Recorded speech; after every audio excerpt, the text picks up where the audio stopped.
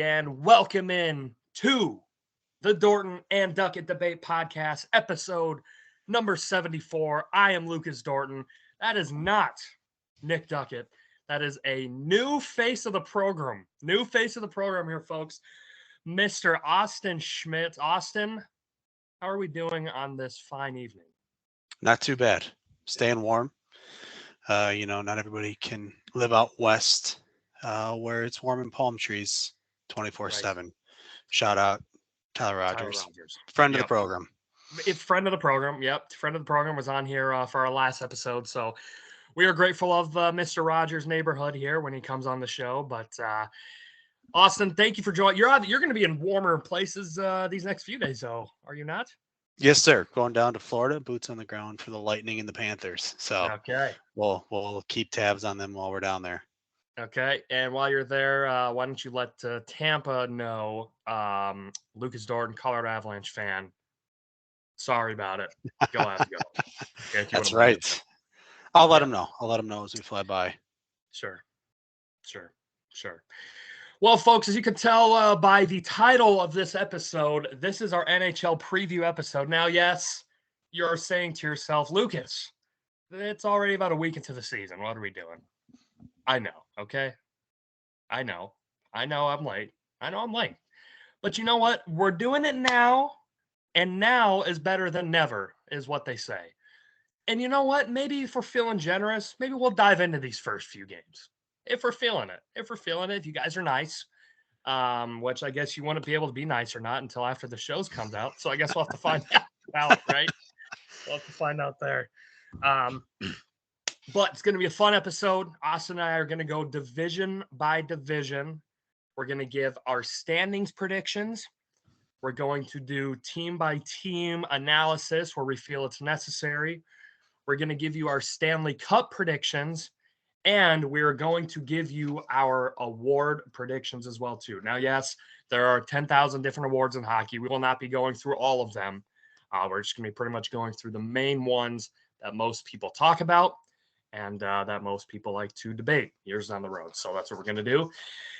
But we'll just jump right into it. So we will go into the Atlantic Division as the first division that we are going to start with.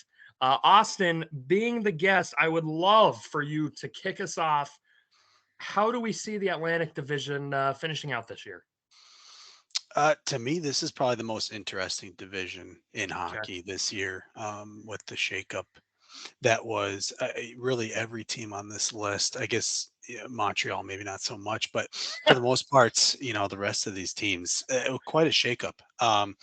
So first, I have Toronto. I have Toronto winning this division. And after that, this is where this gets interesting.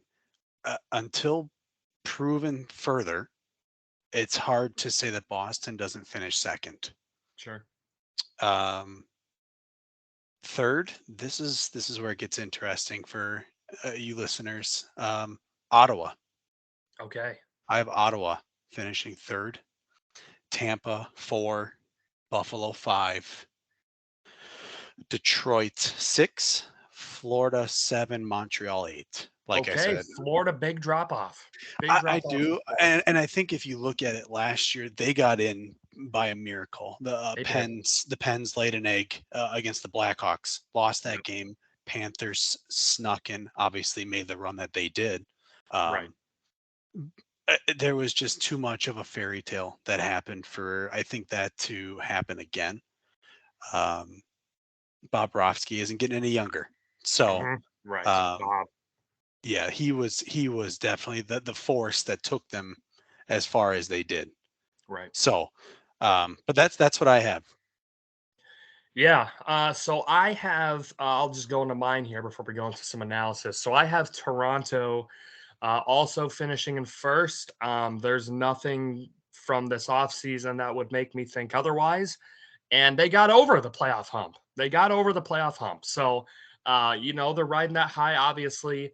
In sports, there's moral victories. There's no moral victories. They, at the end of the day, didn't win the Stanley Cup. Got over a big hump, though, won a playoff series. So great for them. I have Tampa at 2. And how you feel about Boston is how I feel about Tampa. I feel that until Tampa shows that they are no longer Tampa, very difficult for me to pick them otherwise. I get that the guys are getting old. They have an older roster. Salary cap issues might start to kind of start biting them. Start biting them a little bit. Um, but I have Tampa 2. I have Boston 3. They're not going to have as good of a season as they did last year. Losing Bergeron, losing Krejci to retirement, obviously is not easy, but they did good. They did good in the offseason. We'll dive into that a little bit, but I do have them at 3rd. I have I have Florida at 4. So I do have Florida finishing 4th there. Buffalo 5th, Ottawa 6th, Detroit and Montreal 7 and 8.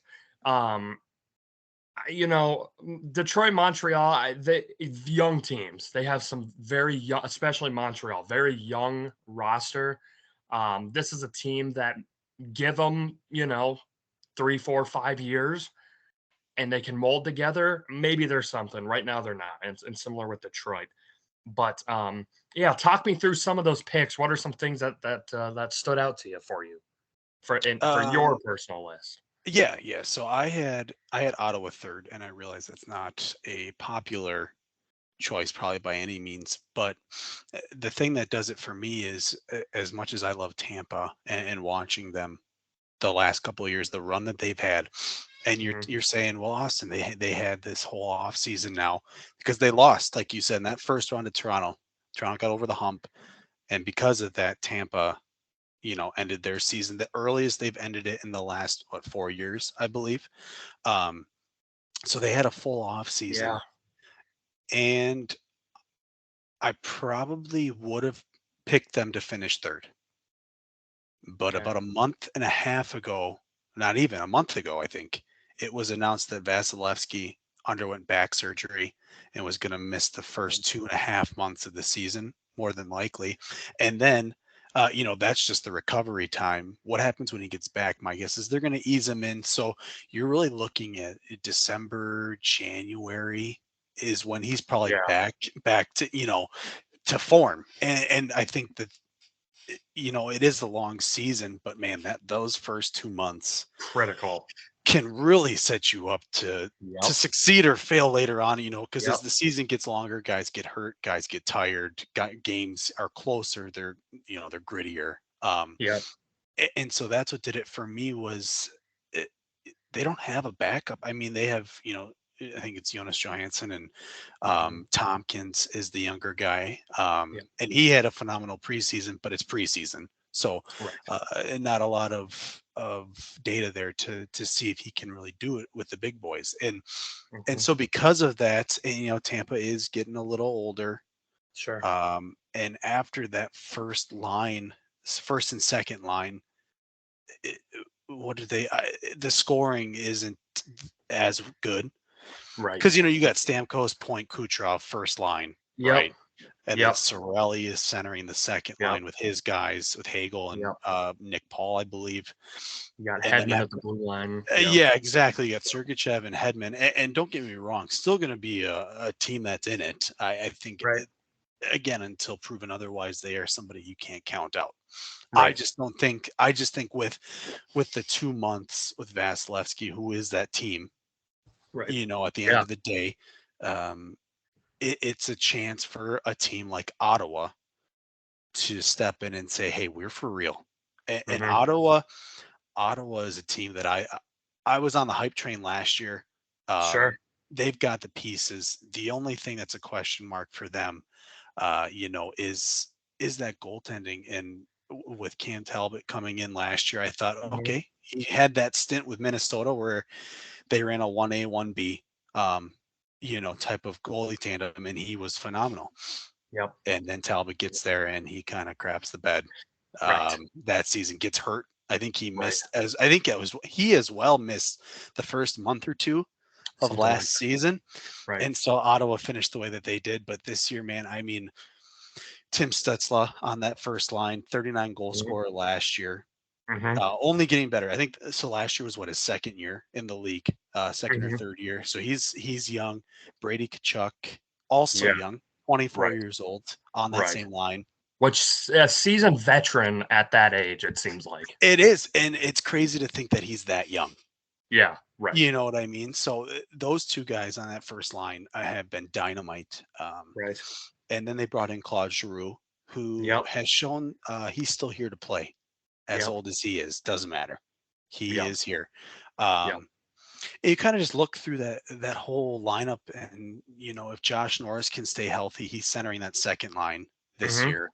Mm-hmm. Um, and they brought in Vladimir Tarasenko, Yeah. and last I 1 year know, deal too. Great. Good deal. Good deal yeah, for that. Prove it it contract. definitely a prove it deal, and Yeah. he gives you that that scoring on the right wing, that Right.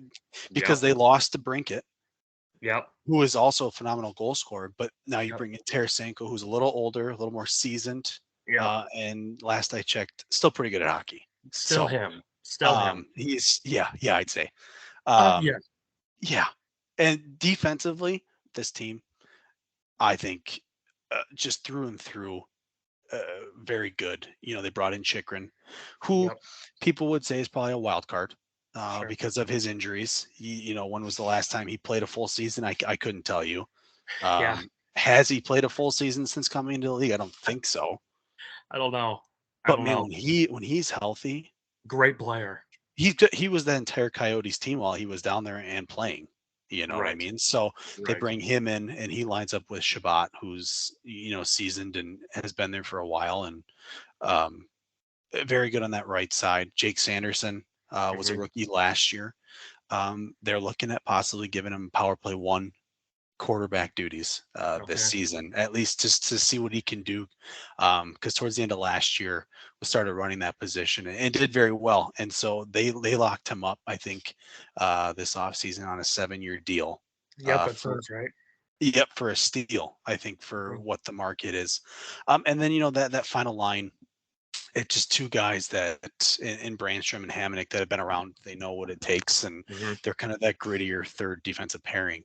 Mhm. Um, and the biggest thing for me, I think, with this team that I talked about was goaltending.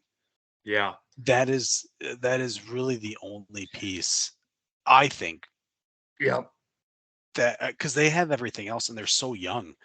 Um, Maybe not as young as like a Montreal or an Arizona, but young enough that it's like Right. they've got quite a gap here for a Right. prime, you know. And Corpusalo, I get Yeah. it. He backed up in Columbus, and Columbus hasn't been good in quite a while. So Right. it was a crappy situation for him. He gets brought over to LA Yep.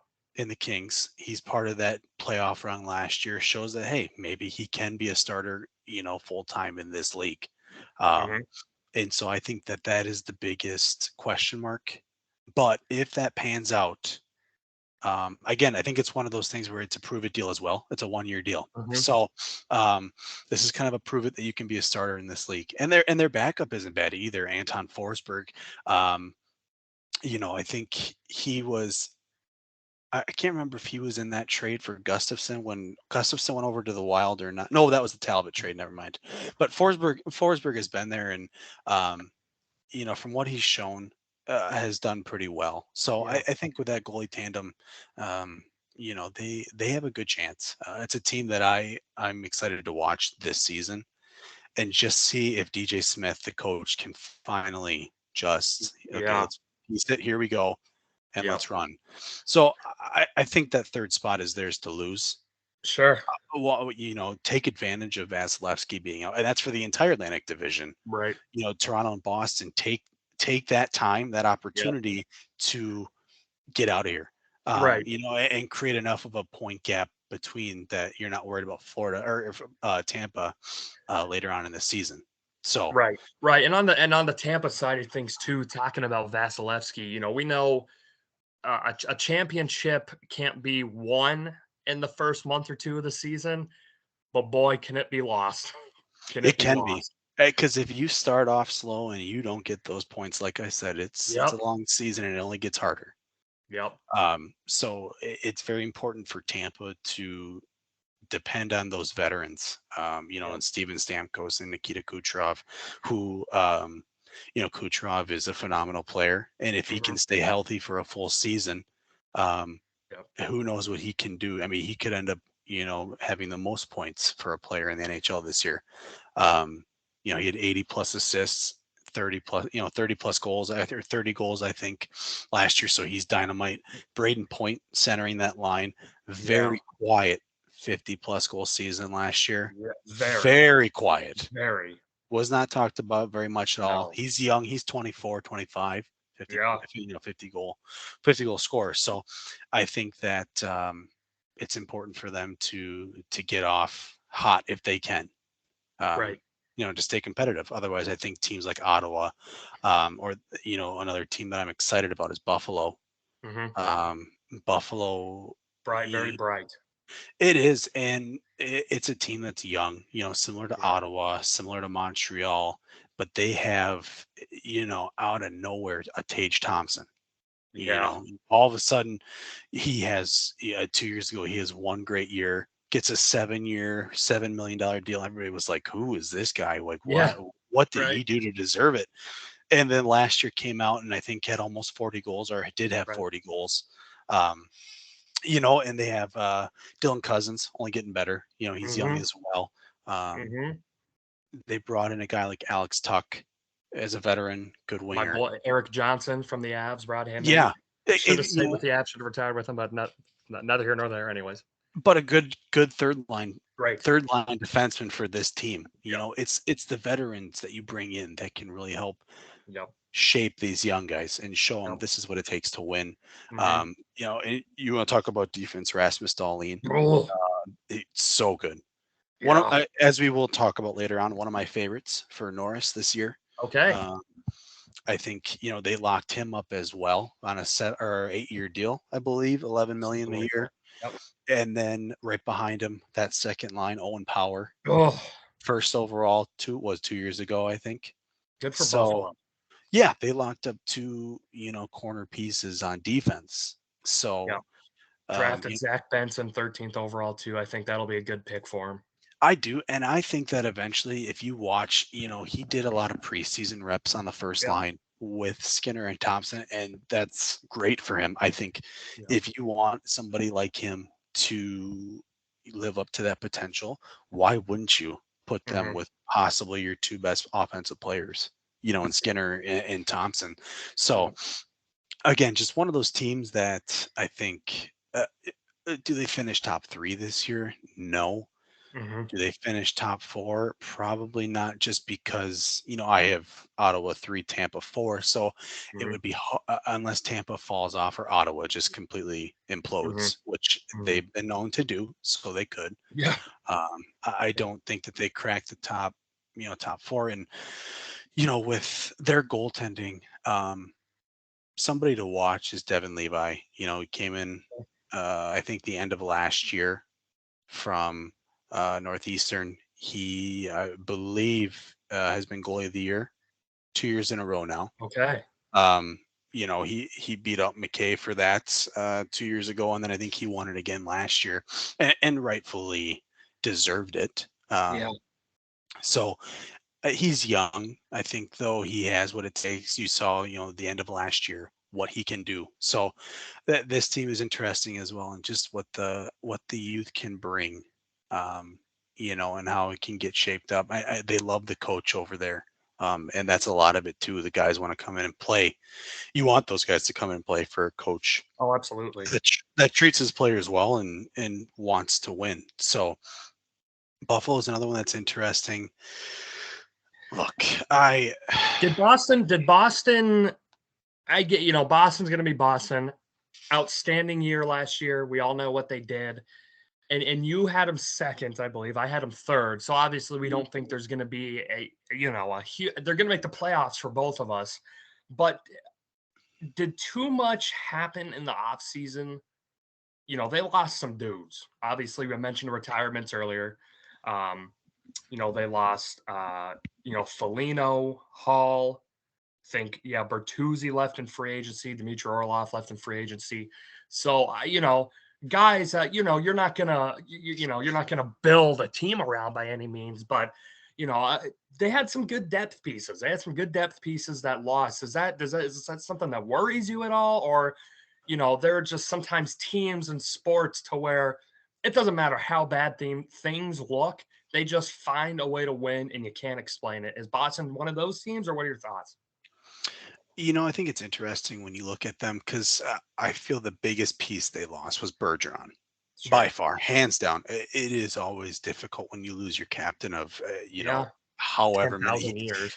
Yeah, Right. seriously, as Right. long as I can remember, he's been the captain on that team, and just you wouldn't guess it, but just like a very vocal individual. Mhm. You know what I mean? And somebody that was well respected throughout the entire organization in that locker room. Um, Also very good defensively on Mhm. that side of the puck. He won, Yep. what was it, like 6 Selke awards or something like that. Something like that, yeah. Um, so I think that was maybe the biggest piece they lost. But those other ones, Bertuzzi, Orlov, Hathaway, those guys they brought in at the trade deadline. So they already had, they already had that team built and then just added a few guys to kind of spice it Sure. up. Sure. And look what it did in the playoffs. Yeah. Nothing, in my Yeah. opinion, 'cause they Very lost. true. So, yeah, they lost. Would it have been nice with, Krejci retiring and Bergeron leaving to maybe keep a Bertuzzi or a Mhm. Hathaway, Orlov on the Mhm. defensive side?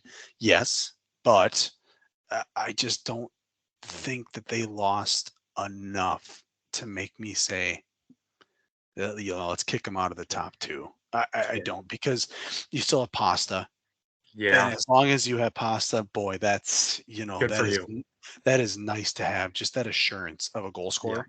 Yeah. In this league, Marchand, as much as I dislike him and most people in the Oh, league, yeah. Yeah. You're not alone in that. it's interesting. Let me ask you, did you expect him to be the next captain of this team? You know, no, I don't think I did. I don't think I did. I think I understand maybe why they did it. Like the longevity part of it, maybe. He's been there a while. I don't know, but that to me shouldn't mean you are handed next captain. What are your I thoughts? I agree. I think it was one of those things. I thought maybe they were going to let it play out this year, not have a captain, because Mhm. I think if you look at Marchand's contract, he only has 2 years left. Now, granted, he will probably be a lifer, Right. similar to Bergeron in that he will Mhm. probably only ever play for the Bruins. Mhm. But I think that they should have let it play out this year and kind of just seen, um, who stepped up, because I think personally Charlie McAvoy Sure. probably fitting of that award as well. Sure. And don't get me wrong, McAvoy could eventually be, the next one after Marchand, because who knows with Marchand. But I thought that was an interesting move, and, Yeah. and to wait so long in the off season. I think it was a couple weeks before preseason started. They Yeah. announced it, and maybe they already knew, and it was just Mhm. the media announcement that they waited for. I kind of had a feeling Marchand was going to be the next one, Right. just because it seemed that's where things were lying in. Marchand and Bergeron were really close, and they played very long Yep. together and very well. And so I kind of saw it coming, but I was like, McAvoy maybe should have been at least looked at or Yep. talked about and considered. Right. Um, they have DeBrusque, who, if you remember, I believe it was 2 seasons ago, and even into last season, he wanted a trade. He wanted out of there. He felt that he wasn't getting the looks he deserved. He wasn't getting the minutes he deserved. Um, and he's young. He's a good goal scorer, and he wanted out. And so that was, I think, very loud in Boston. So what did Boston do? They bumped him up to first line. They said, "Okay, prove it." Here's your And looks. yeah, and you know what? I think he did. Yeah. Personally, I think he played very well for that team, and was a key piece to their success, because you have Pasta and Marchand, and you look at this lineup and you're like, where else is this goal scoring going to come from? Right. McAvoy missed the first couple months of this season. Mhm. That's the other thing. So you look at that team last year, the way they started. If I'm not mistaken, Marchand was out until Thanksgiving. Sounds right. McAvoy only played 50 something games. I think he came in at end of November, early December, Okay. and they still did what they did. Yeah. You know what I mean? So Yeah. I Yeah. just I think it's a hard team to because they just have depth, and that's important in Yeah. this league. It Um, is. they bring in a guy like Milan Lucic, Mhm. which boy, if you know anything about Calgary Ye- or Battles of Alberta or anything like Ugh. that, he was a wrecking machine, and he's he came home. So Yep. He's a guy you want on your team. he's the guy you want on your team, but not to play against. Yep. You look at the defense. I think keeping Hampus Lindholm Sure. is very underrated. Yep. Um, I think that was a good play.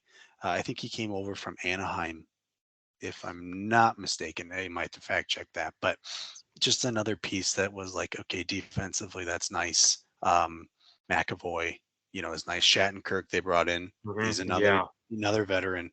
Old I Shattuck. think that's the key to this team is they still have enough veterans, Hmm. Yeah. and Jim Montgomery coming in, uh, they lost their coach, right? He goes to Vegas, does what he does. We'll talk about that. But Yo. they bring in a guy, in my opinion, just as good. Hmm. And they do that, and it Yeah. shows me that maybe Boston's coach previous wasn't the issue. Maybe it Yeah. was something, with the team. But again, just one of those teams that I can't knock out of the top two in the Atlantic until they say, we stink. Yep. And goaltending, Allmark and Swayman. I Yeah. don't think it's a great tandem. Yeah. Love it. I think It's a great duo. Most teams would love to have Swayman as their one. he's a one on probably every other team. You know Yeah. what I mean? You take away maybe the couple of the big goalies. Yeah. After that, maybe the other like 28 teams, he's a number Oh one. yeah. Absolutely. And Yeah. Good for them. I don't know about you, but I thought Allmark was washed up coming into Sure. last year. He played on Buffalo. He didn't look Yeah. that great. Yeah. It was like, do we really want this guy as number one? And he comes in. Yeah. I'd say Yeah. so. He wins, goalie of the year, and um, it does what he does. And then if he got hurt or if he had a bad night, guess who they're bringing in behind him? Okay. Uh, Jeremy Swayman. So Yeah. basically, 1A, 1B. And Yeah. it was fun to see last year just how close these two are. I think that makes it better. Yeah. It Great makes bond. goalies better because, like as a Predators fan, you look at Pekka Rinne and Yep. UC Saros, they had a very similar connection, like the father Yep. son. Yep. Rinne retires, Saros comes in, and he's been a Vesna conversation Hmm. every year since starting. So I think Hmm. having that in Boston is nice, and to have the assurance that Swayman, because this offseason he went to arbitration and they were worried that they were going to lose him. Yep. He was an RFA, but it's just one of those things where if there's some disruption in that room, it's never good. But those two have been fun to watch, and the goalie hugs. I always look forward to They're watching great. Boston. I love watching the goalie hug at the end. But yeah, no, again, to circle back, I don't think Boston did enough or lost enough to make me say that they're not Sure. going to do well. So Sure. um, definitely be fun to watch for Sure. sure. Yeah. And quickly, well, I don't think we really talked much Detroit Red Wings. So we'll briefly mention them and then move on to the Metropolitan Division here. Um Again, this is a team that they're not expected to do much, I don't think. I don't think a lot of people expect them to do a whole lot. Good offseason though. Good offseason. Like you mentioned, brought in DeBrincat, 4-year, $31.5 million deal. They added some nice depth pieces. JT Confer, Christian Fisher, Daniel Sprong, Gossaber, um, Jeff Petrie added him, and also they got James Raymer to be the backup as well there as well too. So, yeah, again, it's Detroit. They're not going to do much, but Yzerman was busy. He was busy in the offseason making moves, and you like what they did, I think. And had a good draft, I think, as well. If I'm not mistaken, I believe so. they didn't draft poorly at all. And we knew going into the off season that Wiseman was going to do something. You have to. I You have think with to. this Yeah. team, and he went and he locked up Larkin. which is something you needed to do. I was hoping Larkin maybe would float into free agency and we could see some bidding wars go on, but Yep. it didn't get there. And it sounds like Larkin wants to be there for his career. You bring in DeBrincat, who, previous to last year, 30+ goal scorer, Yeah. solid talent. Lucas Raymond, he's only getting better. And like you said, they brought in JT Confer, which shout out, Yep. Colorado Avalanche. Thank you for that Yep. addition. Probably the most underrated pickup for me on the offensive side was Daniel Sprong. If Sure. you watched him in Seattle, he was one of those guys that just balls to the wall. I mean, foot on the gas pedal, flooring it every time he was on the ice. And he was one of those guys that eventually he could get, if you needed a little, goal scoring or a pick me up, he was there to usually do it. Yeah. And he made some noise there towards the end, and that's eventually what got him to, Detroit. And this is another team where in a couple of years we're looking at them and we're like, hey, Maybe there's something. Yeah. they are. And I think defensively they're there. Mm-hmm. It's just offensively, can those guys get once they get older and they get a little more seasoned, they'll be one of those teams, that will make some noise. So Right. So moving on, Metropolitan Division. So there you go, Atlantic Division fans.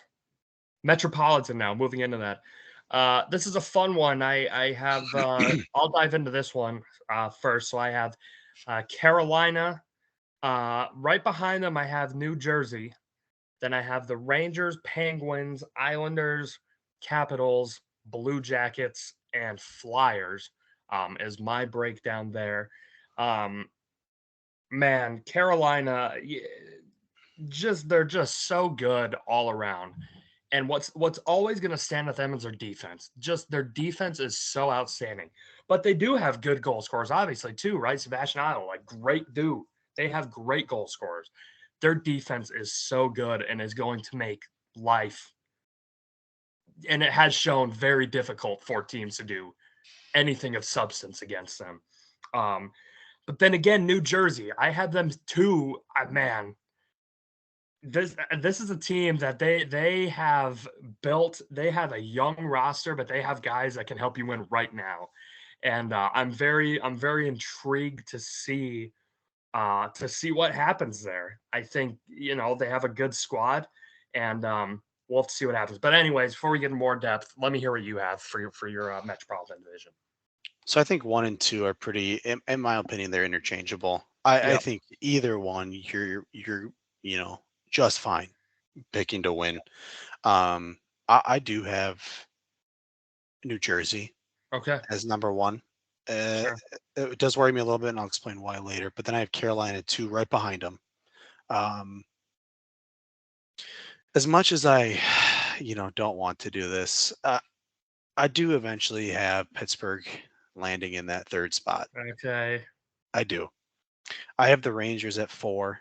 I have the Islanders at 5. I have the Flyers at 6. The Capitals at 7, and the Blue Jackets at 8. Yeah. Yeah. The bottom few teams for me, Capitals, Jackets, Flyers, whatever way you have it. They're not making the playoffs. They're not You making know the what I mean? playoffs. So And yeah. Anywho, yeah, continue. those 3 teams, it's one of those things that they're young as far as the Flyers and the Jackets go. I mean, they are young, especially the Flyers. But Yep. I think the Flyers could be one of those teams that they don't finish last, for once in this division. So I know it was the Jackets last year, but I mean, Yeah, I don't know. Carolina, I think the only thing stopping Carolina from being the team that we think they should have been for the past, I don't know how many years of making deep playoff runs, has been the injuries. They have been bitten by the injury bug. And that's been their Achilles heel. They've had the players, they've had the coaching, management, everything has been how you want it to be for a team to compete for a Stanley Cup. But the injuries is what has held them back every single time. someone gets hurt, and then that's when the wheels start falling off. So for me, at least, I think Carolina, barring any injury, this is a tough team to beat, like the long haul. You may have, if you have New Jersey at 1, I can't be mad at that. That's a good pick. A lot of people probably also have New Jersey at 1. Um, I just think Carolina is so deep at so many positions. Um, they're going to be a tough team for the long haul, but I like Carolina. I like what Carolina does. I love how much fun they have winning. Um, with their post game celebrations that they do on the ice are great. They're great to see. I love it.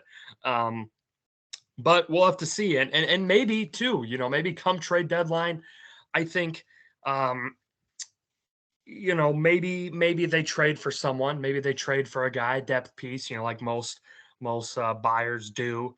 Um, but we'll see what happens there. But yeah, Carolina, I love what they do. Love what they do.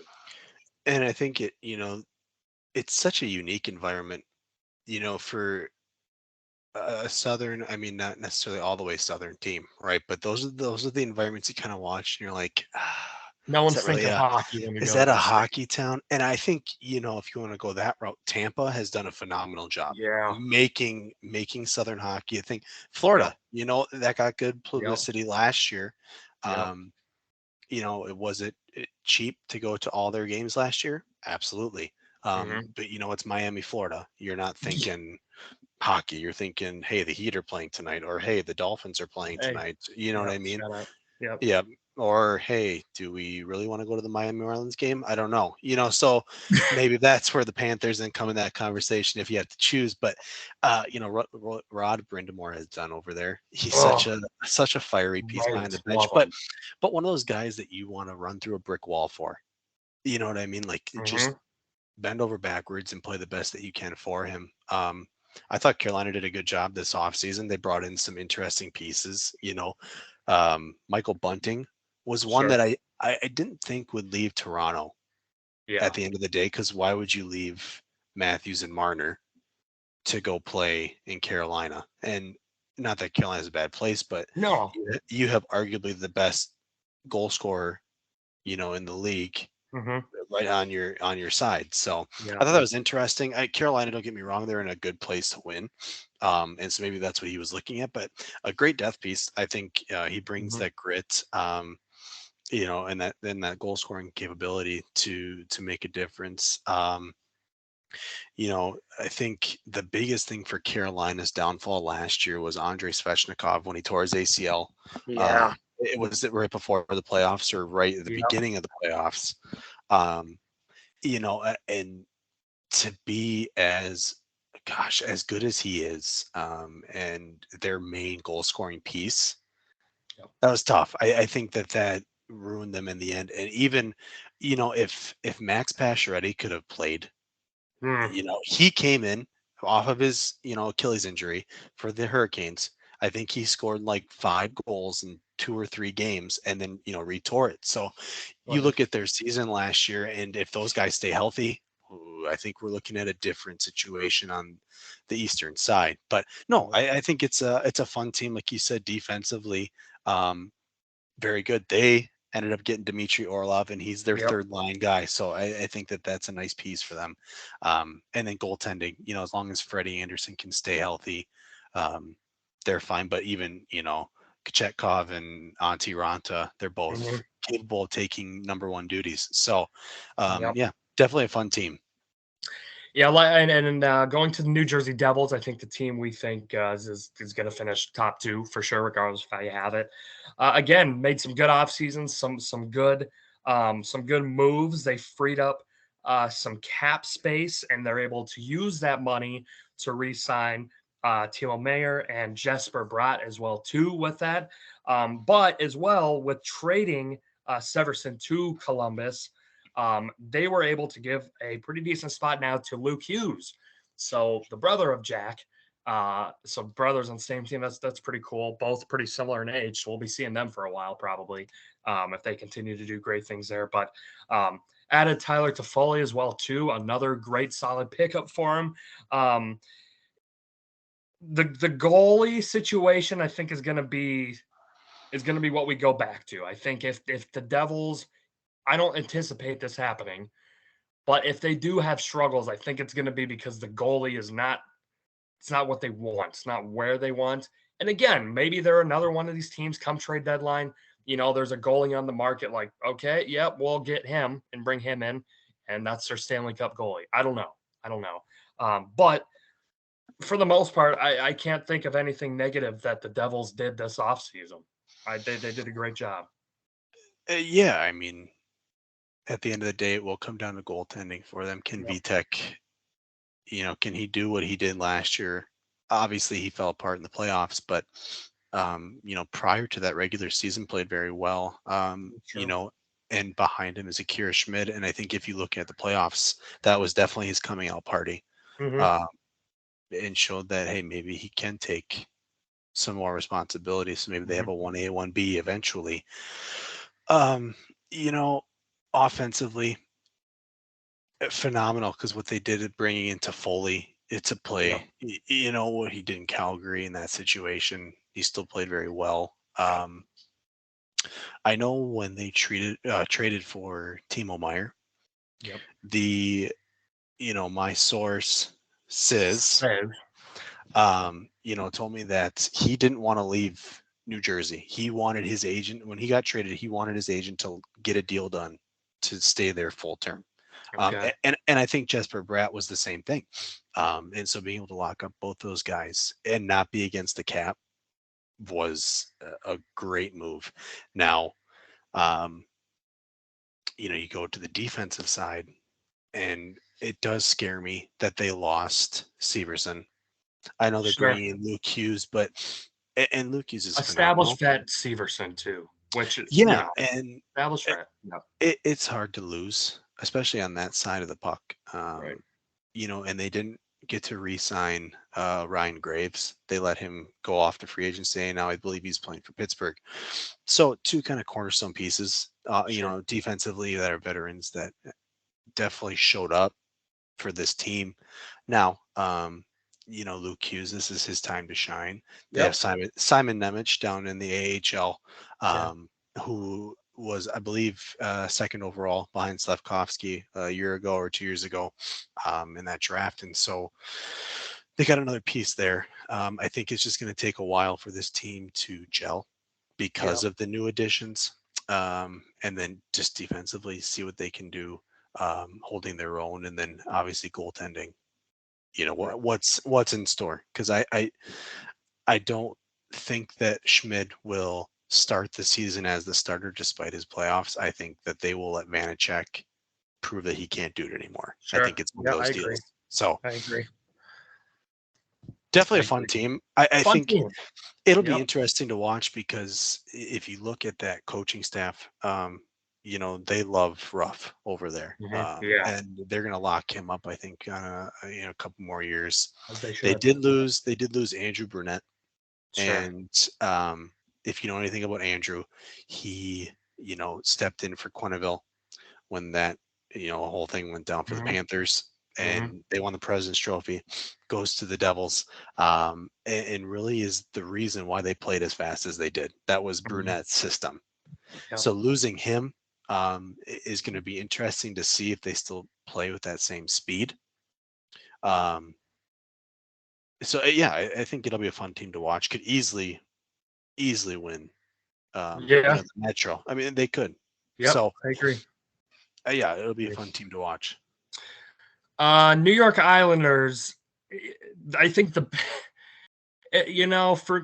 for me, my biggest disappointment is not what they did, it's what they didn't do. Nothing. They did nothing. Now, sure, they gave Sorokin an extension. That's great. He's an Rightfully so. outstanding goaltender. Yes. For how inept that offense is, you hear the term in sports, put the team on your back often. It's a term that maybe gets said a little bit too much. Let me tell you, Sorokin is the definition of put the team on your back. This team had no offense, none. This dude willed.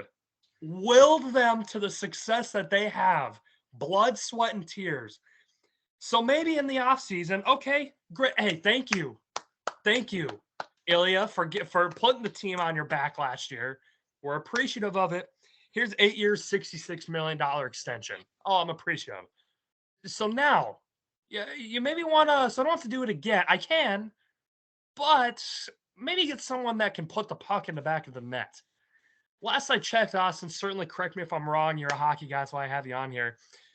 Usually when you are playing hockey, the team that has the puck in the back of the net most, now I don't have the stats on this, but when they have to put the puck in the back of the net more than the other team, usually that means you win games. Is that a fair statement to say? Yeah, I mean that's usually what you want to do, and I think it's interesting because I think they put their money in the wrong places Sure. outside of Sorokin.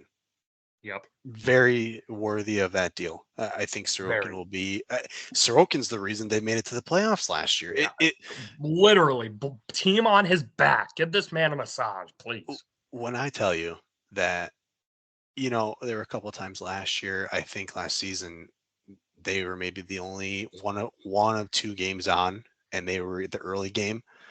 But when I tell you, I looked at that game and I said, "Nope, I'm going to watch something else." Yeah. And I'm a hockey guy. Love hockey, breathe hockey. It Yeah. it is some of the most It's tough. boring hockey to It's watch. tough. I think they were probably the most boring. And everybody blamed Trotz when he was there, but last I checked, I believe Trotz won a cup. Yeah. So Yeah, I think he did. yeah, I think so. So I don't think it's Trotz. I think it's the GM not caring, and that's been said by Yeah. my source. Says, so I think he just put his money in the wrong places. I think if I'm not mistaken, he locked up Ryan Polak, which you're Okay. saying, Austin, who's that? Exactly. Yeah, I am Um, saying that. yeah, I think they locked up Clutterbuck Okay. for Wow, an cool. insanely long time, and they did the exciting thing. They brought in Bo Horvat, who Yeah. is a good center. Yeah, he can get you goals, but man, when you are oh gosh, when you're He depending on can't him, get you 200 goals a season in New York. no. And so that's why if you watch the Islanders, it is boring hockey. But guess what? They're winning games. It's 2-1. It's 1-0. Sorokin had 6 shutouts last year, Yep. They're winning off of their physicality and Sorokin. and That's their defense. I mean, their defense isn't bad at the end of the day when you look at it. I right. mean, they've got guys through the lineup that can play good hockey, but it's just boring hockey. It does not get that building exciting. It doesn't get me exciting. Excited to watch when they're Mhm. on. And so, I think unless the biggest disappointment for this team has been Matthew Barzal. Yeah. I think hands down has been the most disappointing because he's good. And Mhm. when he's healthy, he can show, what he can do and he can score and this and that, but he can't stay healthy. Yep. And so that's why they bring in Bo and they pay him a lot of money, Yep. you know. Yep. So it'll be interesting to see what he can do this year. But man, until they do something to spice it up. And my question to you, Sure. what happens if Sorokin gets hurt? Because guess what? Dude. You, uh, I, what drives me insane is these teams that rely on their goalies. And don't get me wrong, You Predators need are one. at fault. Predators are at fault for doing this with Saros. Yep. He played an absurd amount of games last year. But the team to really look at to say maybe where did this backfire? Tampa. Yeah. Listen, you can't ride your goalie 60 out of the 82 games in the Right. season. And, It's and and just and it might get you some cups, as we saw with Tampa. It might get you a couple. But once you get 4 or 5 years down the road after that, who's next? exactly. But then also you're relying on them so much that you don't really care to look, okay, who do we have behind him if he were to get hurt? And I think that, that's the game Tampa's playing right now. What are we going to do for the next 2 months? We're going to have to hope that we can outscore the other team Yep. because last I checked, both those goalies that they have backing him up are civs. So, Right. it's And I it's love I love Semyon Varlamov. I love what he did with the Avalanche. I love what he did with the Avalanche, but I'm with you 100%. This is not he's not a Colorado starter. Avalanche, Semyon Varlamov. This Uh, is now 57-year-old Semyon Varlamov, who is not him anymore. We'll talk about it later, and obviously you're a diehard fan, but Yeah. the Avalanche are a cheat code to what you can do in this league. And Right. if you look at it, briefly, they made Grubauer look like a Vezina Trust me. You know what I I'm mean? well aware. Calvertro. So Colorado, I think, is a bad example just because of what they've done, top to Right. bottom in that organization. But no, Varlamov is not a starter No, in this he's league. not. He's He's not. not. So my question is well, okay, so you ride Sorokin, let's say this year, 60 plus games, next year 60 plus games. Guess what? You're not drafting very well. You're putting your money in the wrong places. You don't have that much money to work with. What are you going to do when, Paul Murray retires, Brock Nelson retires, Anders Lee says, you know what? I'm sick of this team. I don't want to be the captain anymore. I'm out of here. Mhm. I think that there needs to Mhm. be organizational changes, Yeah, GM wise and I agree. coaching. Just coaching is a setup for failure Yeah. until that gets resolved. So it's one of those teams that it's like they're just so boring. They could sneak into the playoffs, yes, but boy, nobody wants to They ain't watch. doing nothing. They do. Nobody wants to watch because Yeah, it is boring. it is. I agree. I agree. It, Um, it's so boring. But g- yeah, that's my soapbox. They're just ugh.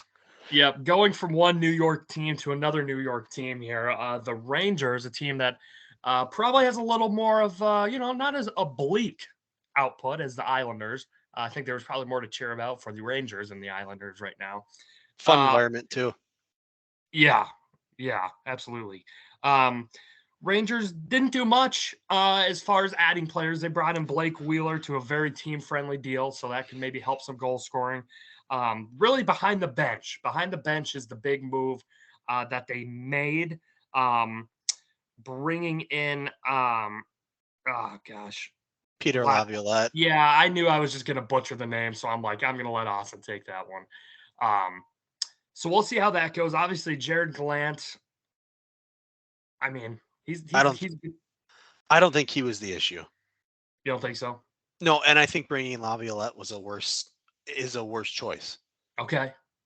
because you look at what he does, and sure, maybe he's a player's coach, and sure, maybe his players like him and want to come to the rink every day. That doesn't mean you're a good coach. Sorry, you know what I mean? Like I could be personable with these guys and be like, oh hey, ha, ha, but at the end of the day, it's about winning hockey games. Laviolette didn't do that in Washington. They missed the playoffs. Sure. Majority of the time that he was there. Did he have his good run in Nashville? Yes. Eventually, the guys got sick of him, and he was on his way out. And Poyle finally, did something. I just, I think the issue for the Rangers, and you can correct me if I'm wrong here, but I think their downfall last season was bringing in Patrick Kane. I really do. Sure. I think that disrupted so much that they already had. And sure, you look at Kane, and will he go down as the best, American-born player? Possibly, yeah. Um, from a scoring standpoint, and sure, he played with Panarin when Panarin was in Chicago for those first couple of years. So, oh yeah, the chemistry. But you looked, you watched him last year. They brought him in. There was not that much chemistry. I think it disrupted too much, and it really was too many cooks in the kitchen, if you will, Sure. Yeah. and led to the downfall. And I think you know Gallant is the scapegoat for that situation, but he wasn't getting production. They drafted first overall Alexei Lafreniere, Yeah, and what but has he done? I do get he's something. I get he's young. I get it. He's But 20, yeah, like but do something. 22. He came into the league at 19, but guess what? So did Matty Beniers, and look what Matty did last year. You know what I Yeah. mean? Like that is what your first round guys, if they pan out, should do. And to go Yeah. first overall and be such a bust that you are, I think that's been a disappointment. And so I think they like him in New York, but I Mhm. think that time is wasting. Like they're losing patience. Mhm. So you look at him and he hasn't been very productive. Capo Caco, Yeah, one of another those good. guys, he should be good, but man, you watch him last year and I forget who they were playing, but it might have been the Capitals actually. He had a breakaway, 2-on-1, received the pass, wide open net. He shot it 40 miles above the goal. like that's just the stuff that he did last year. That was like, What are what we are we doing? doing? Yeah. Why? Why? Yeah. And so to rely on guys like, don't get me wrong, Chris Kreider is amazing. He's going to get Oh, you at least 30 goals a year. Mika yeah. Zibanejad, if he can stay healthy, will get you the Hmm. same. Panarin, I would like to see Panarin score a little more, Sure. goal wise. I think he can dish it out. Don't get me wrong, they call him the bread man for a reason. But, Hmm. and if you remember Panarin last year, I believe he had all those issues in Russia as well. So his mind Yeah, was that's right. elsewhere and he had to step away, due to the safety concerns with his family. So, was that a key factor in his, shakiness? I mean, he still ended with 90 plus points, so it's not like he Say didn't do what you will. anything. Yeah. But Right. I think after that, you look at this lineup and you're like, okay, but where else? Vinny Trocheck isn't going to get you what you want. Blake Wheeler, sorry, Winnipeg fans. I know you liked him, but he's kind of washed up now. Okay. He's Depth playing piece. third. Depth piece. He's, Yeah. yeah, and he's that veteran presence, but he ain't going to get you the scoring that you want. Right. Defensively, they actually aren't too bad. They got Fox, Miller, and Truba, and those Hmm. three pieces are phenomenal. Um, they're one of those teams again where are you going to ride Igor 60 plus games every year Gonna have and to. have to, but that's the thing. You look at this lineup and the scoring that they could have, they shouldn't. They should be Shouldn't. able to play the backup. But guys got to Mo- step up. you know what I mean? So Yeah. it just those New York teams, you look at them, and truthfully, they are one injury away. They're one injury away from this just falling apart, and everyone's gonna be like, "Oh, well, it's this, this, and this," and they're not going to blame Laviolette. Hmm. Laviolette's system is kind of old-fashioned, in my Hmm. opinion. You watch his guys play, and sure, they could start off this year just roaring, but yeah, like I said, Yep. long season, grind it out. Injuries happen. They're an injury away from this team not making the playoffs, and I truthfully think that that's something to watch. I think with the odds that they have of not making the playoffs, it would be okay to Yep. sprinkle, a little bit of some on them Hmm. missing. Because Yep. again, what happens if Panarin has to step away again? Zibanejad and Kreider cannot carry this team, and Igor can only do so much. Yep. Can't play Y- 82.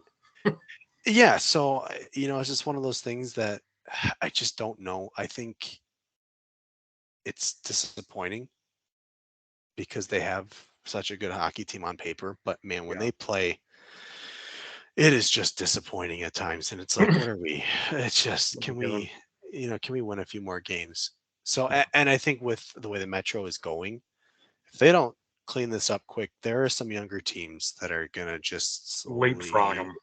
yep, Yeah. surpass them, and that's why I have Pittsburgh at 3. Yeah. So, Yeah. Yeah. And then good segue there. Pittsburgh here. Um, well, they brought in a new GM, everyone's favorite GM. Pittsburgh, get ready to lock up 4 of your best players for $1 billion and then not have any cap space to do anything else for the next 20 years. So, hey, Right. And congrats on you. shout out, yep. Shout out Kyle Congrats. Dubas. Huge. You will forever have a place in Colorado Avalanche's fans' hearts for giving us Kadri for nothing. So Fair, fair. here's Tyson Berry and Kerfoot. Congratulations. How's that working Yep. out for you? Yep. Thanks for There you go. Kadri. We'll take our Stanley Cup. Um, uh, anywho, but he had made a good move. Eric Carlson, good move. I like bringing in Carlson. Now I will say this. You're going to say the same thing I'm thinking. So Likely please we'll step probably on see. that hill. Likely we'll just. Well, I might be going a different route, but maybe not. It's more with Pittsburgh overall. This is an old team. They are old. Now, yes, I get it. Crosby's still going to be Crosby. Malkin's still going to be Malkin. Letang, who is the dude, is having large medical issues and just still out there playing. Good for him. And Jake Gensel, him coming in too. But just they signed a lot of. It's a very old team, like I said, and I think at the end of the day, that can be great for you. But I think you got to have some fresh legs in there. You got to have some guys that are gonna go laps around you. And I don't know.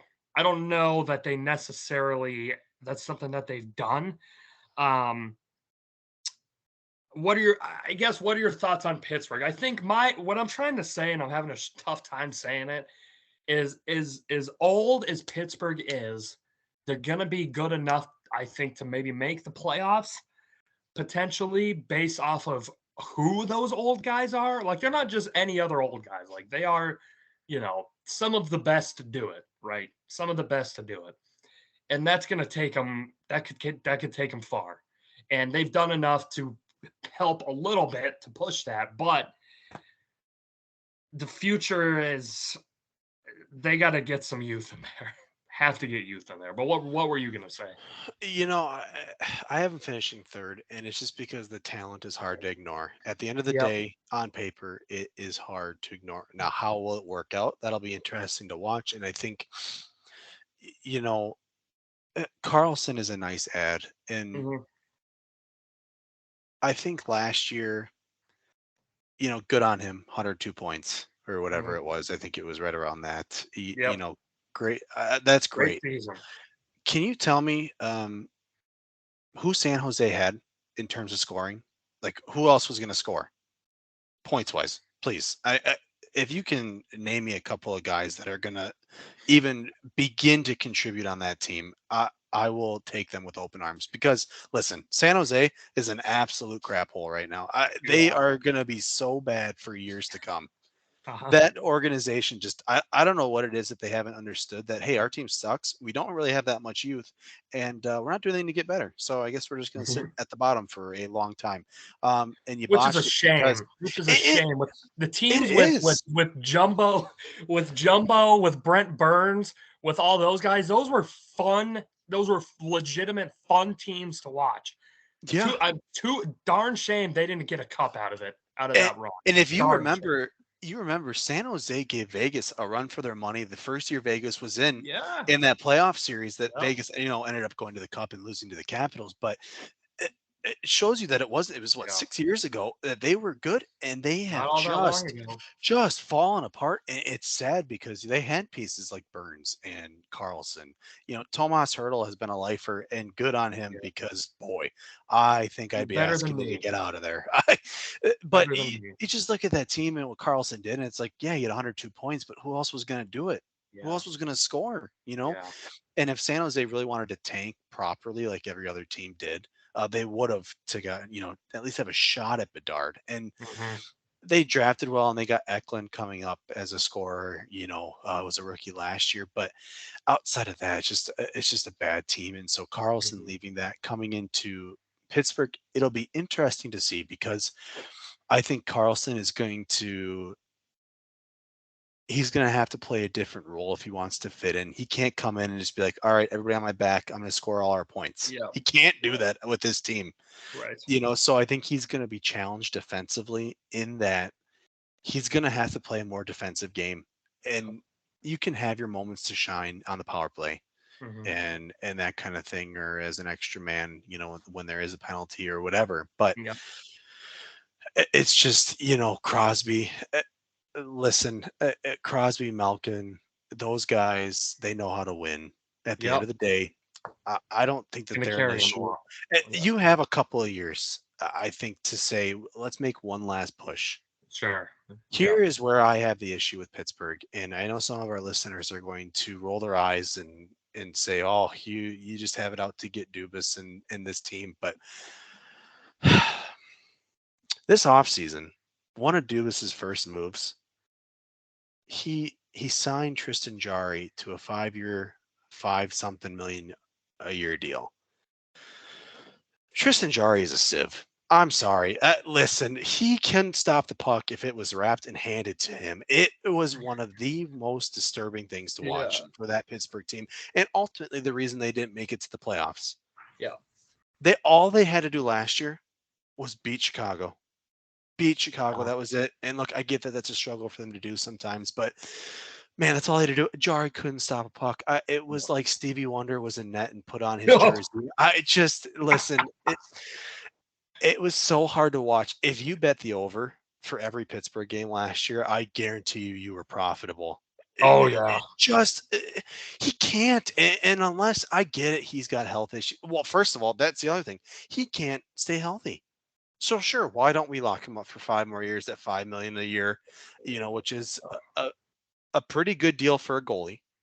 Yeah. But guess Yeah. what? It's what Kyle Dubas does. He goes and gets 4 pieces. He says, "All right, here's $1 billion, and now we're just going to sit and wait for you to maybe do something and maybe try to win a playoff game." Um, and I don't know that Jari is the answer. I think trading Casey DeSmith was an interesting move Yeah. given Jari's record. And listen to you viewers out there. I know Tyler is sitting out there. He's like, "Oh, you're a hater and Dubas we trust and all this and that." But listen, the stats don't lie. Okay, Jari is not good. Okay, prove it to me. Stay healthy for a season, have a good record, have a good save percentage, and then I'll change my tune. But until that, what are you doing trading DeSmith? DeSmith was part of the reason they stayed in the race. Yeah. I don't get it. And sure, they beefed up. You know what? I wonder if that's the reason they beefed up defensively the way that they did. Yeah. Because you can't trust your goalie, and that's not a good feeling as a hockey team. Because, like you said, to win a game, it's got to get into the back of the net, and the team that does it more wins. Typically, last I Typically, checked. and Pittsburgh dropped some games last year that it just was Head scratching. concerning. Yeah, head scratching. So I think that's a big question mark. They did bring in Ryan Graves, which is a good piece out of from New Jersey. He's a good, Yeah. solid piece to line up with Letang, but Carlson, like I said, he's gonna have to step it up defensively. Yeah. And who they have backing up Jari, Alex Nedeljkovic, which, if you remember, played in Detroit for quite some time, and he had a good run. And then the wheels fell off last year, and he played in the AHL most of the year. So sure, let's trade DeSmith and bring him up. And hey, we're living on a prayer. So it's just one of those teams that offensively, there's no reason they shouldn't do well, especially those first two lines. The third and fourth line, I wonder a little bit, Mhm. but first two lines should be most of their scoring production, as it should be in this league. They should be able to get on the ice and take the game by the horns, and here we go. It's just that back end, that goaltending, and what they can do defensively, that is going to be key for me. And listen, I think that coach, I'm blanking on his name right now. I think he's on the hot seat this year. I think this is very much listen, you have the talent, you have a great place to play hockey. The opportunity there. Yeah, Mike Sullivan. Thank you. I think this is a year that it's like, okay, oh, we've set it up for you.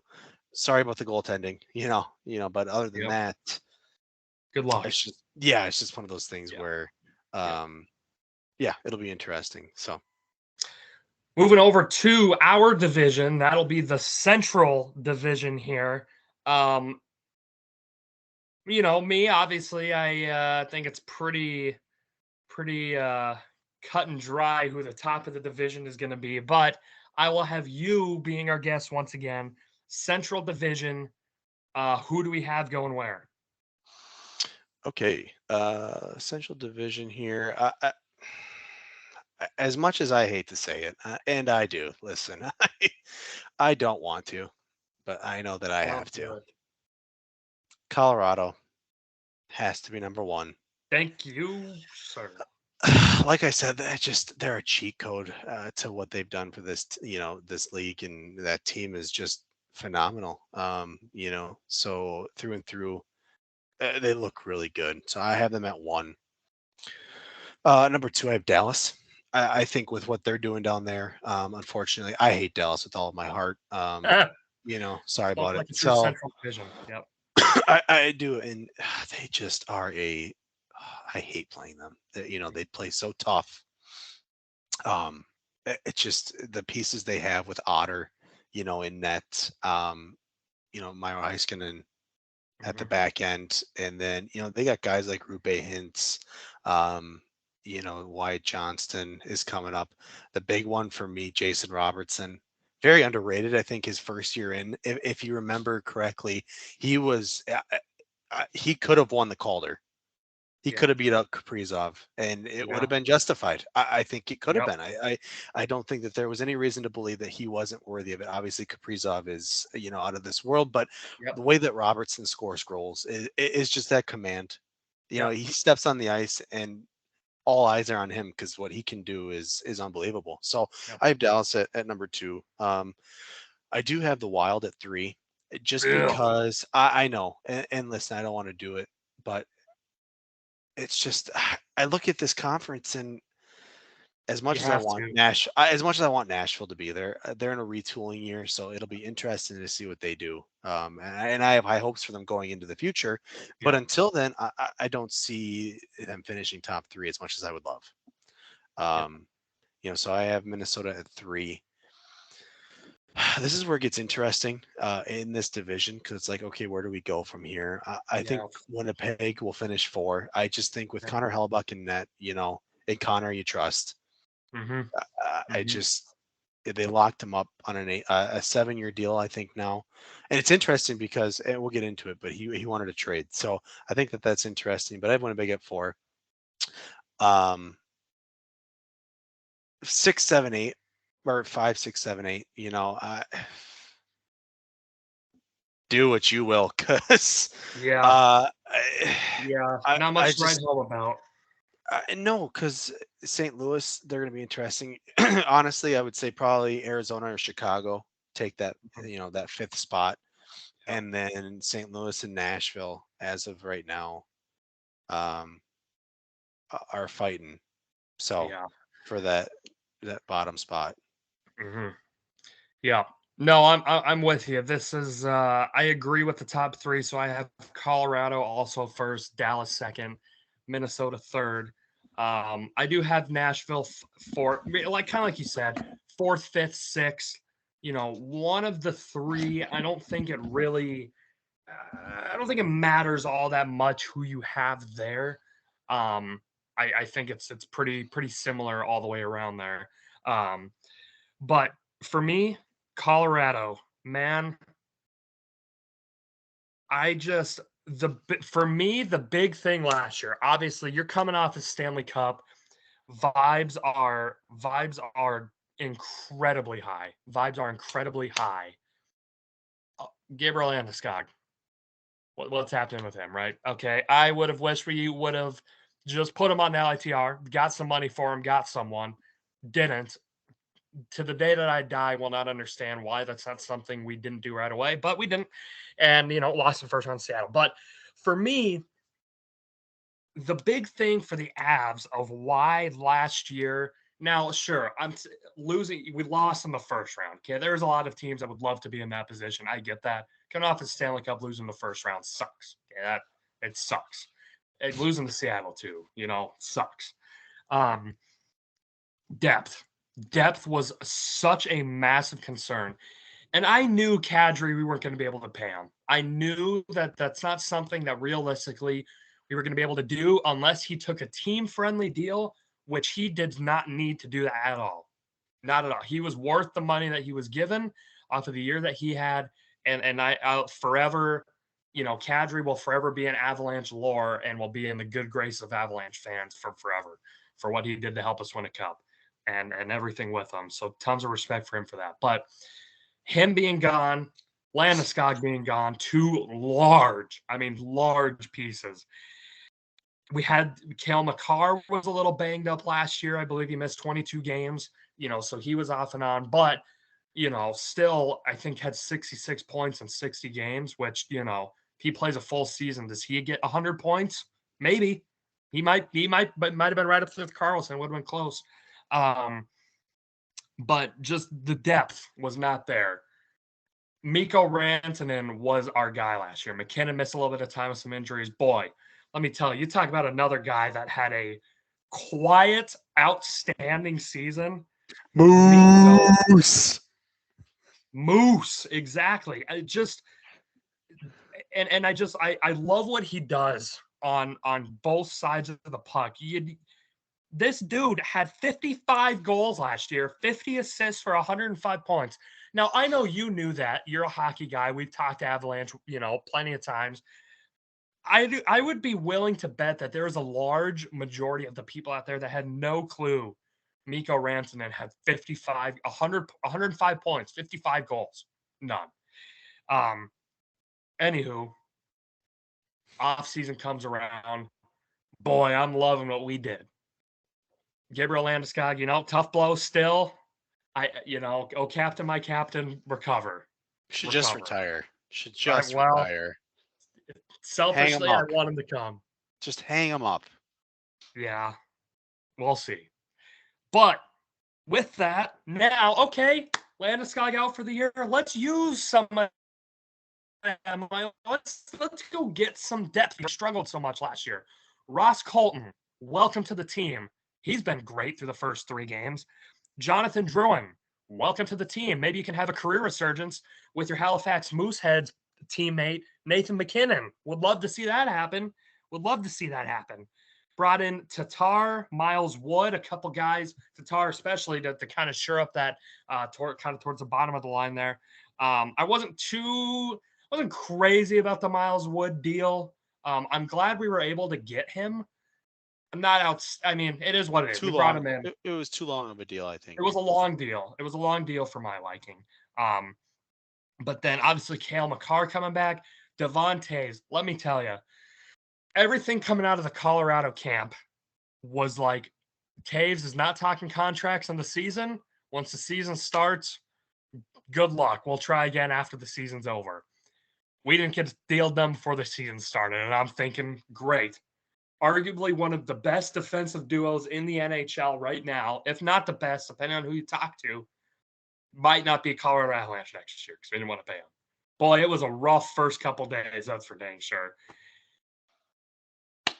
What a team-friendly deal. I mean, you talk about wanting to win, and now let me say this again. He's worth the money. If he would have wanted to get more money elsewhere, worth it. Absolutely worth it. Thank you for staying here. Thank you for taking a team-friendly deal. You're making our lives that much better because of that. Thank you, Devontae. We love you. But that defensive, pairings though, him and Makar, and then Bo Byram and Josh Manson as well too. Just a great defensive core. I really am liking what we did for that. And like I said, bringing in Johansson as well too. He's done great from your Predators as well too. So that was a good one. For me, and I don't want to get too much into the lighter picks here. For me, with the Avalanche, the only thing that I'm interested to see what could happen and might be our Achilles heel a little bit is Francouz is not healthy. He's not healthy. He's our backup.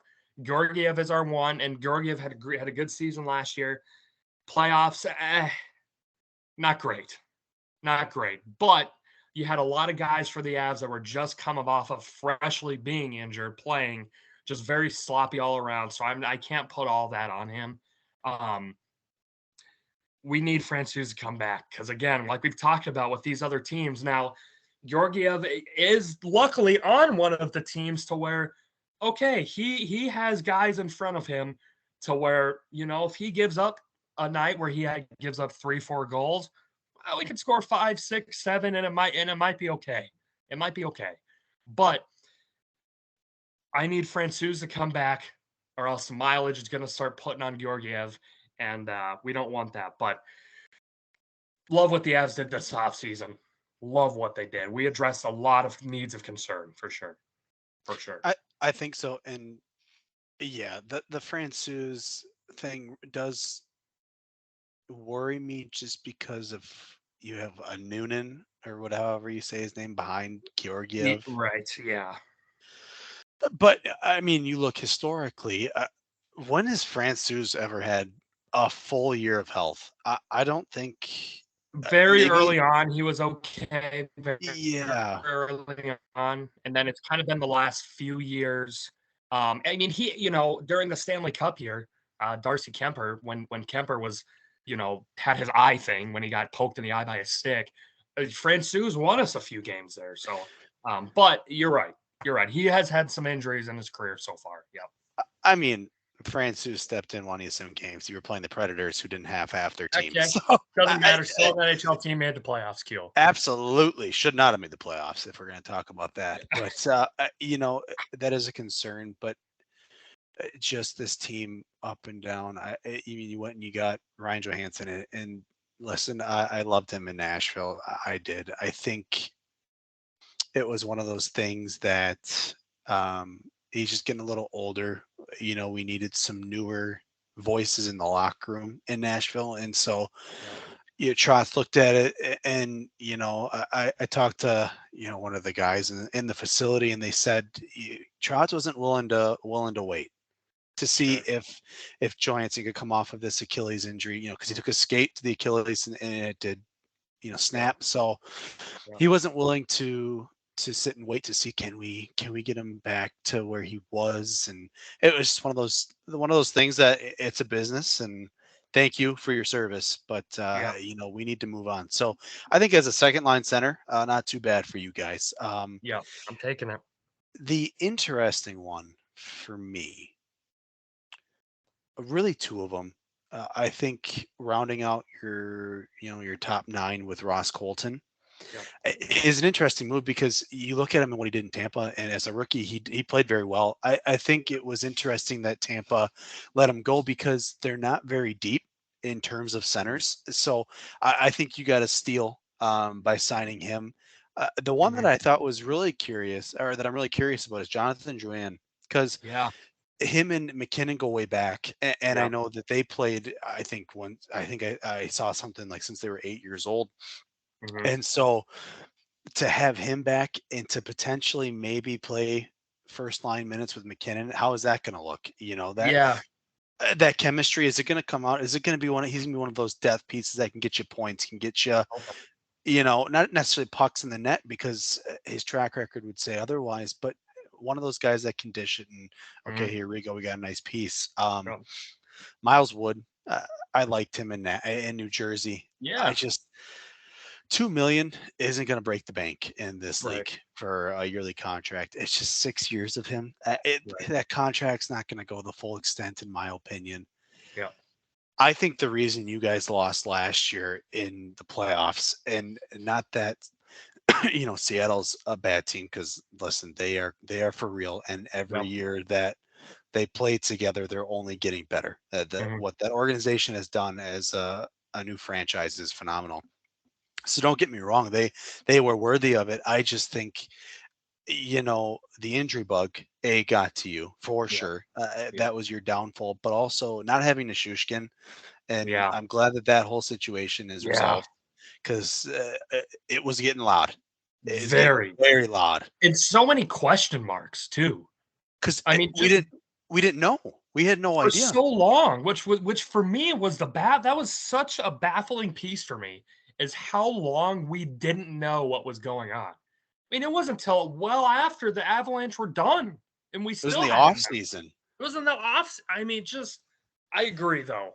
Yeah, I'm I hoping he think does great things for him. I think losing him in that playoff series, just because of his the way he can just crash the crease is Mhm. insane. And you guys are getting pucks on net with Yep. this talent. You're not. I mean, there's no way you're not. So not having him, I think, was your downfall. And it was interesting to see what this team looked like without Nishushkin, and him being such a vital part. I think just Yep. reassured you guys that hey, he's worthy of the money he's getting, and what he's doing is definitely helpful. Mhm. It'll be interesting to see if Miko can recreate that season. If he can, and listen, he can. He is a goal Yeah. scorer through and through. So, can he put up another 50 plus goals? Can McKinnon get you 40 plus? Can McCarr stay healthy for a full season? I think those are question marks to watch for. But defensively, your core is good. It's deep, and again, they love the coach. What Joe has done up top to building this team, phenomenal. Mhm. So um, it comes down to, can Georgiev stay healthy, and if not, I mean, your team is good enough that you can still pull out wins. So Mhm. Yeah. it's just I think that they will run into issues deeper into the playoffs, and in that thing. So it'll be interesting to see for sure. Yeah, my big thing with Jared Bednar, our head coach, and it's kind of been a big frustration point in his tenure with the Avalanche, it has been just the switching up the lines in moments and times to where I don't feel they need to be switched up. Um, like for example, this season, Avalanche played 3 games, 3-0. First 2 games, great first couple lines, did a great job. Third game, changed it up a lot. Now I get it, I understand. You want to see how certain guys do with each other, mesh with each other. Um, but at times I think when we have lost games to where we probably shouldn't have, it's because just the interesting line decisions where something works, let's stick with that. We don't have to get cute all the time. Um, but anyways, yeah, we should see how that goes. Um, yeah, you talked about Dallas, talked about Minnesota. I agree on both of those things. Both of those teams for sure. Kind of everything that you said there. Um, Dallas is going to be very good. they're going to be a good team. Uh, I want to be ignorant and just say that they're not going to do anything and they're not going to go win and they're not going to do this and that. But gosh, listen, this team is built for They do so success. good at drafting, developing. Such a great job. You look at the top nine, offensively, and there isn't a guy on there that isn't going to get you goals, isn't going to get you, assists and points and whatnot, and just the puck movement that these guys have. I think Rupe Hintz is probably going to have a breakout season. He did Mhm, last year. If you look at it, if you want to look at it that way, I think he ended with 79 points on the mhm, year, 30 plus goal scorer. I think if he can stay healthy, he's going to have a breakout season. And he mans that top line with Pavelski mhm. and Robertson. So to have a center like that, and then they brought in Matt Duchene, one of those guys again. Nashville just said Duchesne. it's time to get rid of, and I know your feelings about him, and I have similar ones. Just in that, what I was, hearing from inside the building in Nashville was that the voices were not positive from him. It would, and I can't remember who they were playing. It might have been Seattle. He took a shot to the finger or to the hand on his shooting hand, I believe. It just it hurts, and he pulls his glove off as he's coming off the ice onto the bench, and part of his finger is still in the glove, Yeah. and his hand is outside of the glove. And yeah, so I think it was one of those things where they got it reattached, and sure, it's fine, but it was one of those things that Trotz needed a new voice. Is Duchesne going to be able to play the same losing part of a finger? I don't know really how that works, but to me, that's kind of an important part to playing hockey is Yeah, having I all would your say, fingers. yeah, I Yeah, would I'd say say. so. So I think if he can play well, manning that second line is nice for them. I said 2 years ago that Tyler Sagan is washed up, and boy, did he prove me wrong last year. He played very well. So, um, it's just the youth on that team. It looks good. Again, Heiskanen manning that defense. He's they're in a good spot. Otter's only getting better. Ottinger for Yeah. goaltending, and Wedgwood behind him isn't a bad backup.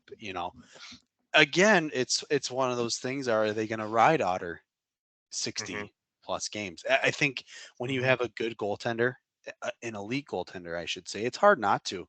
You know what I mean? Like it's hard not to put them in that and know that, hey, more than likely we're going to win this game because we have our goalie in net and guy's Yeah. a superstar. So that'll Mhm. be something to watch. I think they did ride him a lot last year, and we'll see what they do this year. In that, are they going to ride him again 60 plus? So Mhm. um, I think that's something to watch there. So I Yeah. like Dallas. Um, could be a Yeah. sneaky team. So um, yeah, I think that you can be ignorant Right. all you want, but they're going to be good. Yeah, and I'm not really going to waste my time too much talking about Arizona, Chicago. Connor Bedard is, Calder front runner. They have some old dudes. Arizona, Logan Cooley should be good for him. I'm hoping. We'll have to see after they convince him to play. They had to convince him pretty big time there to play. Um, but they brought in some other guys. I don't know. Jason Zucker, Kerfoot, Butestead. Um, they brought in Matt Dumba, which I mean is not. I didn't like that one. Yeah, I I I, mean, I don't think he's much of anything anymore. Sorry, Dumba. I just I never really thought he was much in the first place. no. I thought he was overrated. I think he's more offensive than defensive. Right. He's like to me, he's a much smaller PK Subban. If you remember, Sure. Subban very offensive, always up front in the offensive zone, and so I Hmm. think that was his downfall at the end of the day. And Dumba's similar and just hasn't lived up to the expectations. I will say this: if you were to you know pin me down, gun to the head. I do think if you're going to pick a sneaky team in the Central to get into that third spot, if Wild downfall and whatnot, and, spiral out of control, Arizona's uh, probably got the best chance. I just You the think? youth that they have. I think their They first have a line is lot of hitters. solid. Yep. Their first line is solid. I think Keller showed it last year, at a breakout season, coming off an injury the season before. He's going to be 80, 90 points, I think, a year from this point on. Barrett Hayton is young, centering that line. He showed last year he can play. Schmaltz has always been solid. What'll be interesting is Logan Cooley for that team. I think if there's Yep. anybody to beat Bedard for the Calder, is going to be Cooley. I think he's in a much better position. Yep. Because it seems like as of late, the Calder has been who can score the most points. Who can Yeah. get there? Who Yep. cares about the other things of hockey? I will say last year Beniers was different Yeah. in that he played a full rounded game. I don't think that anybody you talk to would say otherwise, and so I think he is maybe the outlier there. But other than that, it's always been who can get the points, who can get the points. And Yep. so I think Cooley is in a better position to do that. It's interesting because he was not going to come play. If you Hmm. remember this offseason, he said, I'm going to go back to Minnesota for another year. And rightfully so. I don't Oh, think yeah. anybody blamed him given the Yeah. situation. I think not getting that bill passed to build a stadium for the Coyotes scared him. And so I think that pushed him to go back to college so they can get it figured out. But then, about a month before preseason and training camp, what happens? I Hmm. changed my mind. I'm going to come play this year. And so I think that that's huge. You look a little farther down, Nick Bugstead. Hmm. If you remember, he was on Arizona last year, got traded at the deadline to the Oilers, a solid centerman, in your bottom six. And it definitely was a piece in that Oilers system, and then went back to Arizona when the season was done, obviously, and signed a deal there. But I don't think that he's somebody to overlook. Defensively, they got a little better. They brought in Sean Dursey, and Dursey was a good youth piece in LA.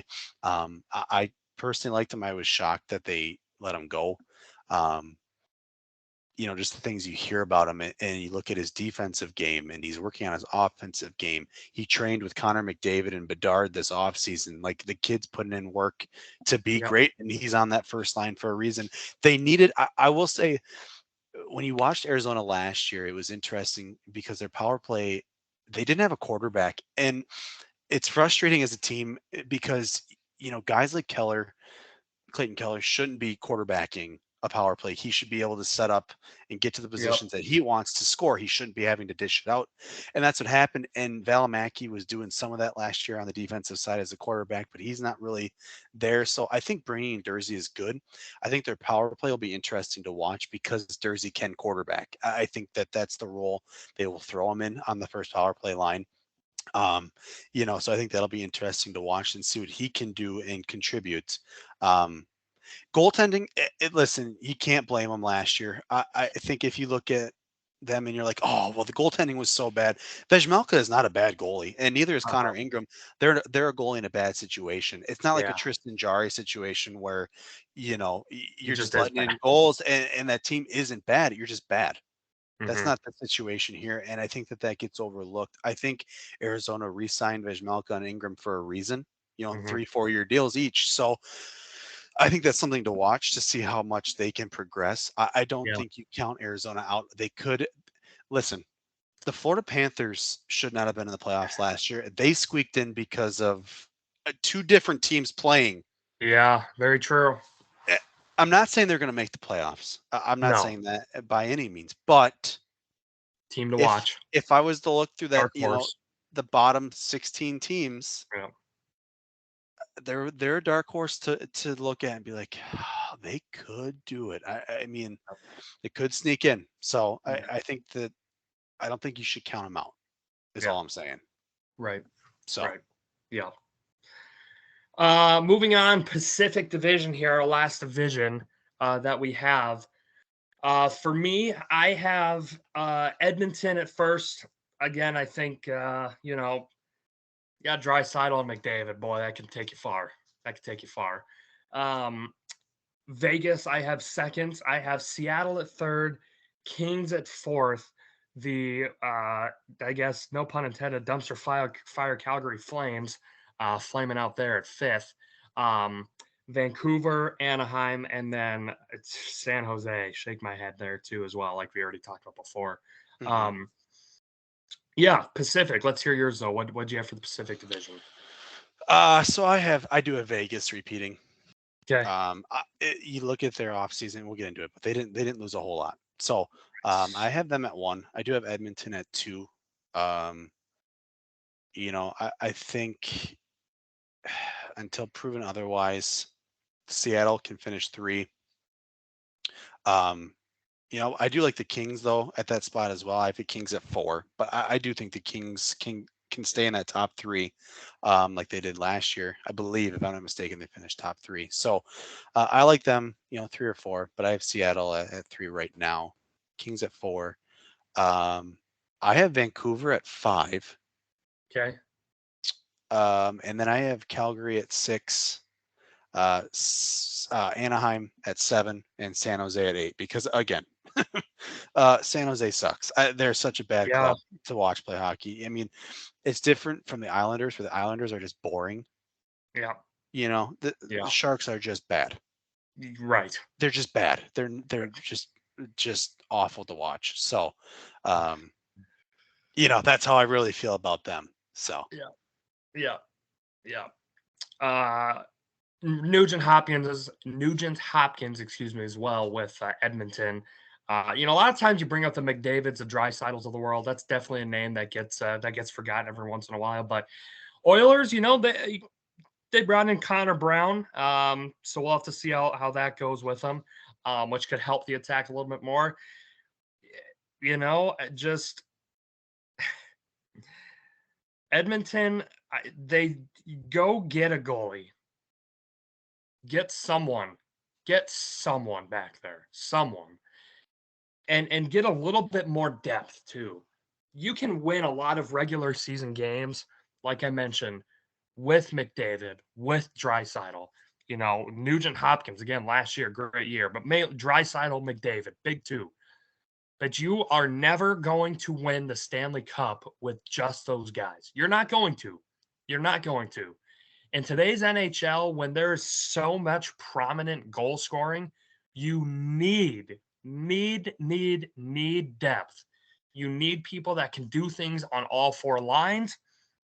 You need good defense. You can get by with a mid goalie if you have a great team ahead of you. At Darcy Kemper for the Colorado Avalanche, you can get by. You can. A lot of teams can get by. Corey Crawford. I never thought Corey Crawford was a good goalie. But when you have a team that's got Duncan Keith, Hjalmarsson, Taves, Kane, name all the Chicago Blackhawks players, he's going to look really good. I never thought he was great. You got a good team in front of you. You get a good team in front of you, you can do things. Edmonton needs to get depth. That for the end of time will be Edmonton's problem. And until they do, they're not. I don't know. I don't know. it's hard because they're up against the cap. If I'm not Yeah. mistaken, they're going to start this season over the Okay. cap. I think, or something. At the very least, they don't have wiggle room. So, um, I don't know if it's as much of a depth issue because you look up and down, and yeah, they did lose some pieces, but Dylan Holloway should theoretically have a better year this year. He's young. They wanted him to play a little more last year, and I think it got to be too much too soon. He hadn't had enough AHL reps, in my opinion, to feel comfortable. They bring in a guy like Connor Brown, who McDavid wanted from the Mhm. get go. Sure.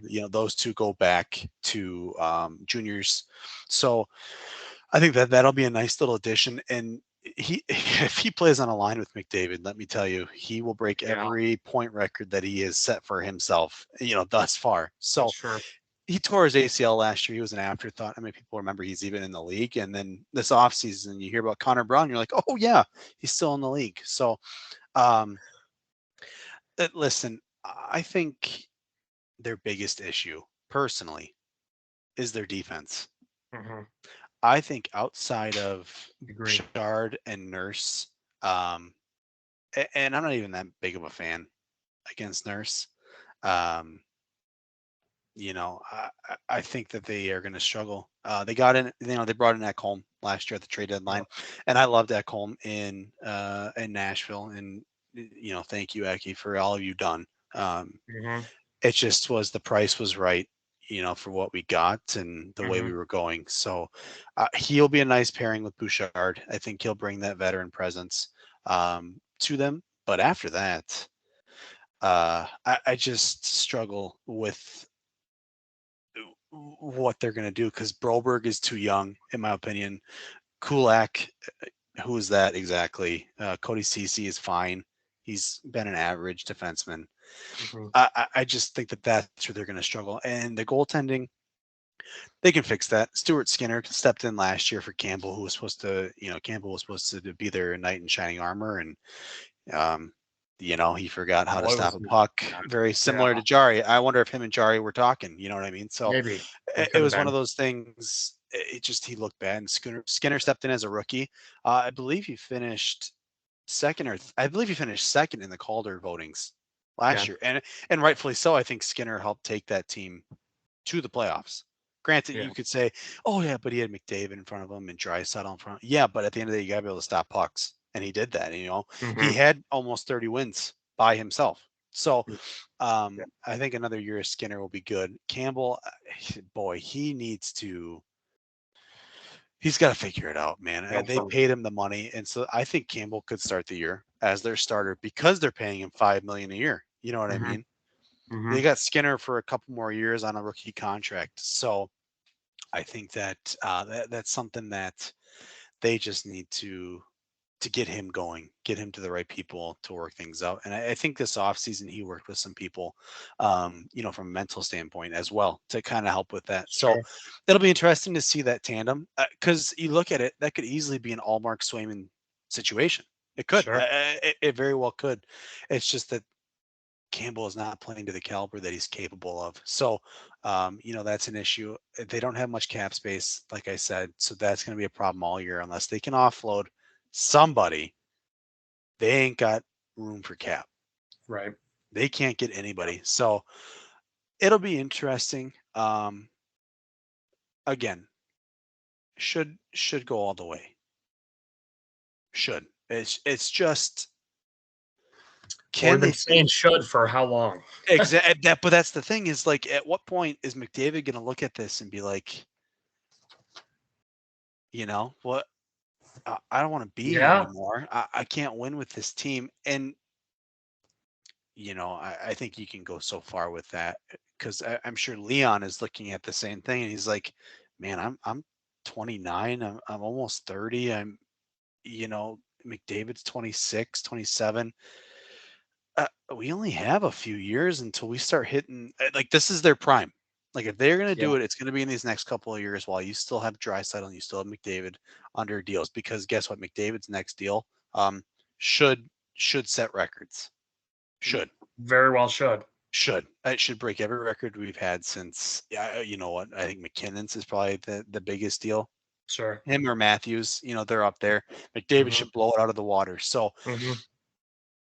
when it gets that time, if they haven't won, McDavid could walk. He could. I don't think he's a lifer in Edmonton, and rightfully so. He deserves a cup for everything he's done. He's 50 Yep. points away from 900, and he's 150 from 1,000. So, he's going to set his own records. It's just a matter of can they figure it out on the back end, and can their goaltenders shape up?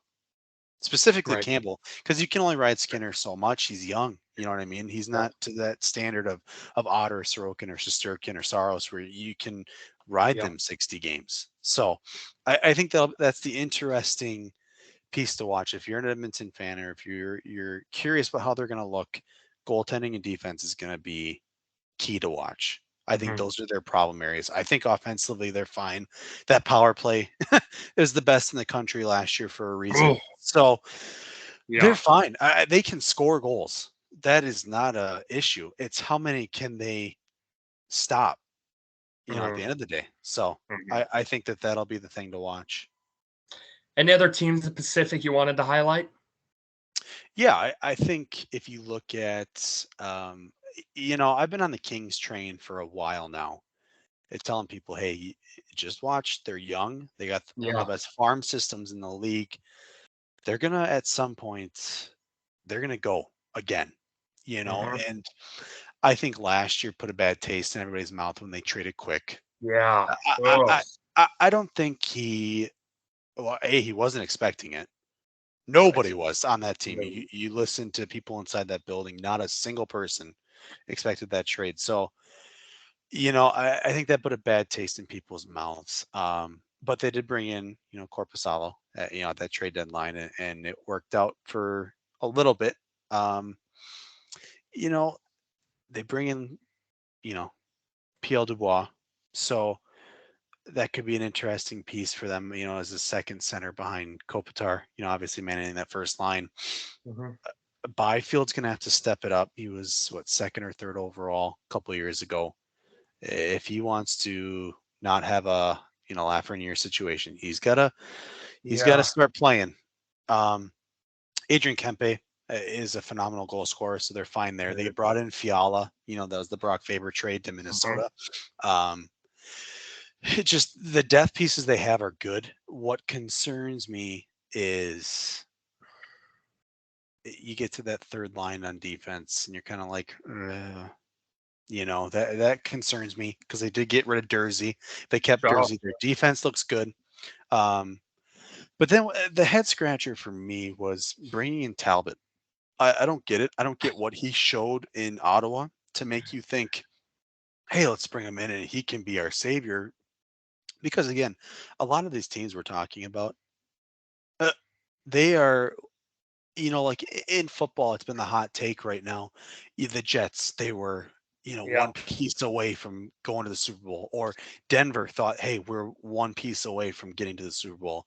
You, you Yeah. know, I think a lot of these teams in the NHL are that situation, and it's the goaltending.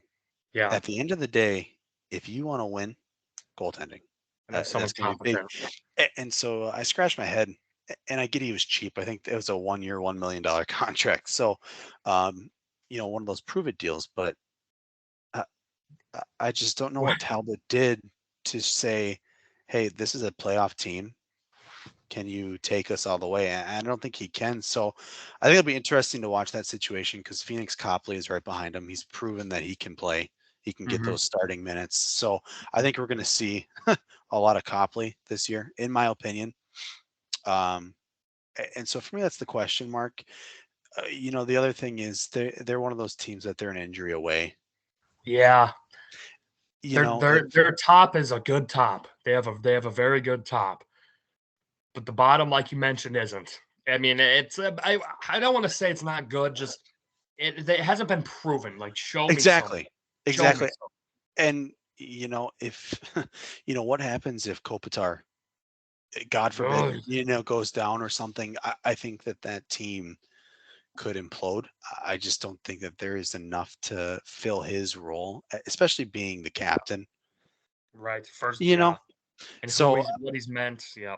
yeah, I think it's one of those situations where they're if they can get the goaltending, they can make a run. Obviously, Yeah. it's a hard division. Yeah. Um, and leading into my next team here, talk about a hard division, Vegas.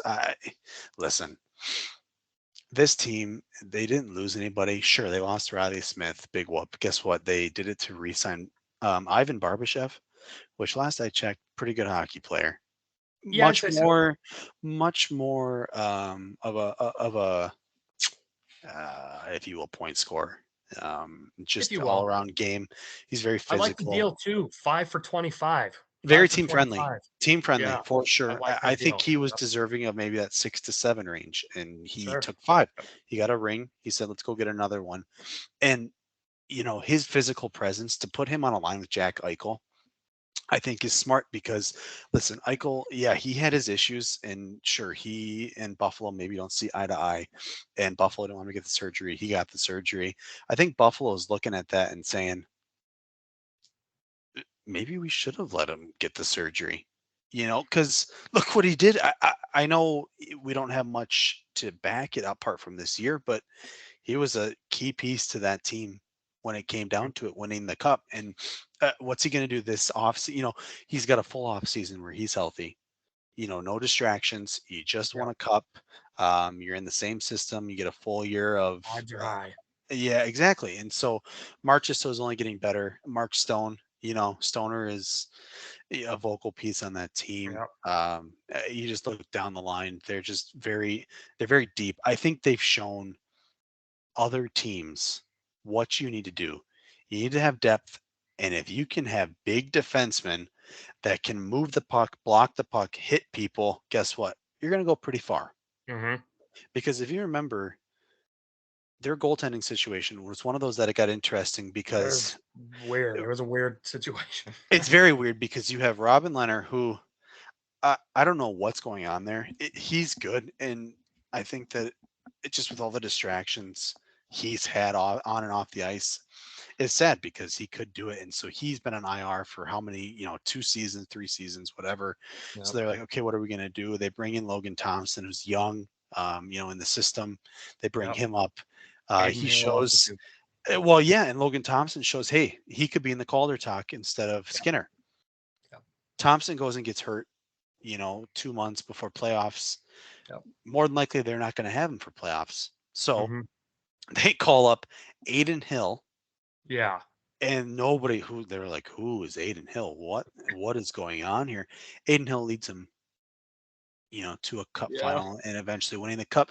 I think if you look at the stats, at one point, Vegas had 6 or 7 goalies dress up and play in the starting position. I think the number was 6. Okay. Uh, Sure. it was a goalie carousel. It just that team alone, and we talk about the league is a Which is goalie carousel. insane that they're able to win with that. It's some absurd stat for how many goalies they had, but eventually Hill found it, got it, and he took off running. And I think now with an off season of Thompson being healthy, Mm-hmm. Aiden Hill they re-signed, another team friendly deal. Yep. Barbashev and Hill were their main concerns this off season. I think this team is primed to, um, they can go all the way again. Mm-hmm. They really could. I don't think there's any reason to believe that they couldn't, because with Edmonton's issues, Seattle's not quite there yet. LA is question marks only because what do they have depth wise? Right. Into the season, can they stay healthy? An interesting one I think is Vancouver. I don't think that they finished top 3, but No. I don't think that they should be looked away from just because they brought in Tocchet, new coach. Pedersen has finally found his groove again, his shot. They kept JT Miller. Andrei Kuzmenko came in, scored 39 goals last year. Mm-hmm. And he was a new piece nobody knew about. Quinn Hughes, now the captain. Yep. I think it's a good situation that they're in. They have good depth pieces as long as they can stay healthy. Um, One of those teams that, again, another dark horse. Yep. I think they could make some noise. So that's a team to watch. Calgary is another interesting one. Listen, sources were telling me that it was not fun to play last year under Yeah. Earl Sutter. And it's not that I don't like Sutter. I just think his style is way too old for this type of hockey. Very. And what's concerning is you look at last year, they get a guy like Jonathan Huberdeau, who's coming off a phenomenal season, for Florida, points Mhm. wise, and then has a minus 60 point differential the following season. He only had Mhm. 50 points after he scored 110, 120, whatever. And you watch their games, it's crunch time, games tied, or they're trying to score a goal. Jonathan Huberdeau is sitting on the bench next to Yeah. Sutter in those situations, and you scratch your head and you think, this guy led Florida to the President's Trophy, and he's sitting on the bench when we Yeah. need to score and we need a voice. And Huberdeau came out and said that it was not fun to come to work. Nobody wanted to come to the ice to play. It was not fun playing hockey. Everybody, that joy left the building, Mhm. and Yeah. they blamed it on Sutter, and probably to a degree it is Sutter's fault. I don't disagree. So I think that's gonna be an interesting team to watch. They bring in a new face, a new voice, and um, they did lose some pieces. Over the last couple of years, they've lost what Gaudreau, Kachuk, Yeah. Tyler Toffoli left. There was rumors that Backlund and Lindholm and Hannafin, those guys, they wanted out. Backlund's now the captain. He signed a 2-year deal, extension. Lindholm Mhm. doesn't seem like he wants to leave. Hannafin's in trade talks, but it doesn't sound like he wants to leave either. And again, it's one of those teams that it falls around Markstrom. Can Markstrom play to the level that he did to earn the 5-year, $36 million contract he got? Mhm. Or is he going to have another bad year and Vladder's going to have to come in and try to be the savior again? And Yeah. it didn't go very well. So I think that those are things to watch for that team. I don't count Calgary out. Don't count the Pacific is a very interesting division Right. because outside of San Jose, sorry, Yeah. uh, and Anaheim, obviously, those two teams. Apart from that, any of those six could be anywhere in the tops. In that six, probably Knights and Edmonton are the exception Front to runners. Yeah. that. But Yeah. you know what I mean? Like it's just like who's going to take that third spot? I don't know. It Yeah. It's could gonna be be yeah. fun to see. It's gonna be very fun to see. I think it's gonna be very competitive hockey because Yeah. everybody's fighting. So I think it's a fun division to watch this year if you have the chance. Time for some predictions now. Well, like we have been doing for some playoff predictions. So we're going to give you our Eastern Conference and Western Conference winners here. Who we think will be in the Stanley Cup. Who's going to win the Stanley Cup? Mr. Schmidt, start us off, please. Oh, listen, I think it's hard to look at. I'm going to start in the Eastern Conference. It's Okay. hard to look outside of Carolina, New Jersey, or Toronto. I I agree. think don't count Tampa, right? But Hmm. it's just with the start that they could have, I have a hard time seeing them making another run. Um, so my pick for the Eastern Conference, um, I do have New Jersey winning the Okay. East. I think that they will figure it out. And if they can get goaltending figured out, I think they make that run. And you watch them play against Carolina last year in the playoffs, and yeah, sure, Carolina maybe steamrolled them a couple of games, but for the most part, they were right there. I mean, they Hmm. did give They were. Carolina fits. They gave them fits. So, and you say, well, Florida came in and crushed them, and Florida was just again, it shows you what goaltending can do if it's clicking. Yeah. You know what I mean? Like Yep. Bobrovsky Ride didn't a play hot like hand that a long most ways. Yep. exactly. So I think that was a key piece to that situation. I think if New Jersey can find that, I think they can make it. I think they can do it. I really do. They've got such a young team and such talent, Right. especially on that offensive side, that it just would be a shame if it was anything less than an Eastern Conference title, in my opinion. Right. And Right. you look to the West. I think it's going to come down to, the three teams here, the three-headed monster of Colorado, Vegas, or Edmonton. I You see Dallas sneaking in it all? they could. The issue is that God, those other teams, they're just They're very good. So good. the only one that Dallas could give fits, in my opinion, because they're not used to that kind of hockey is Edmonton.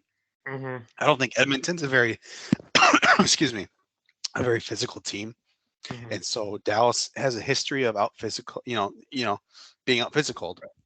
Right. or out physicaling the other team, however you want to say that.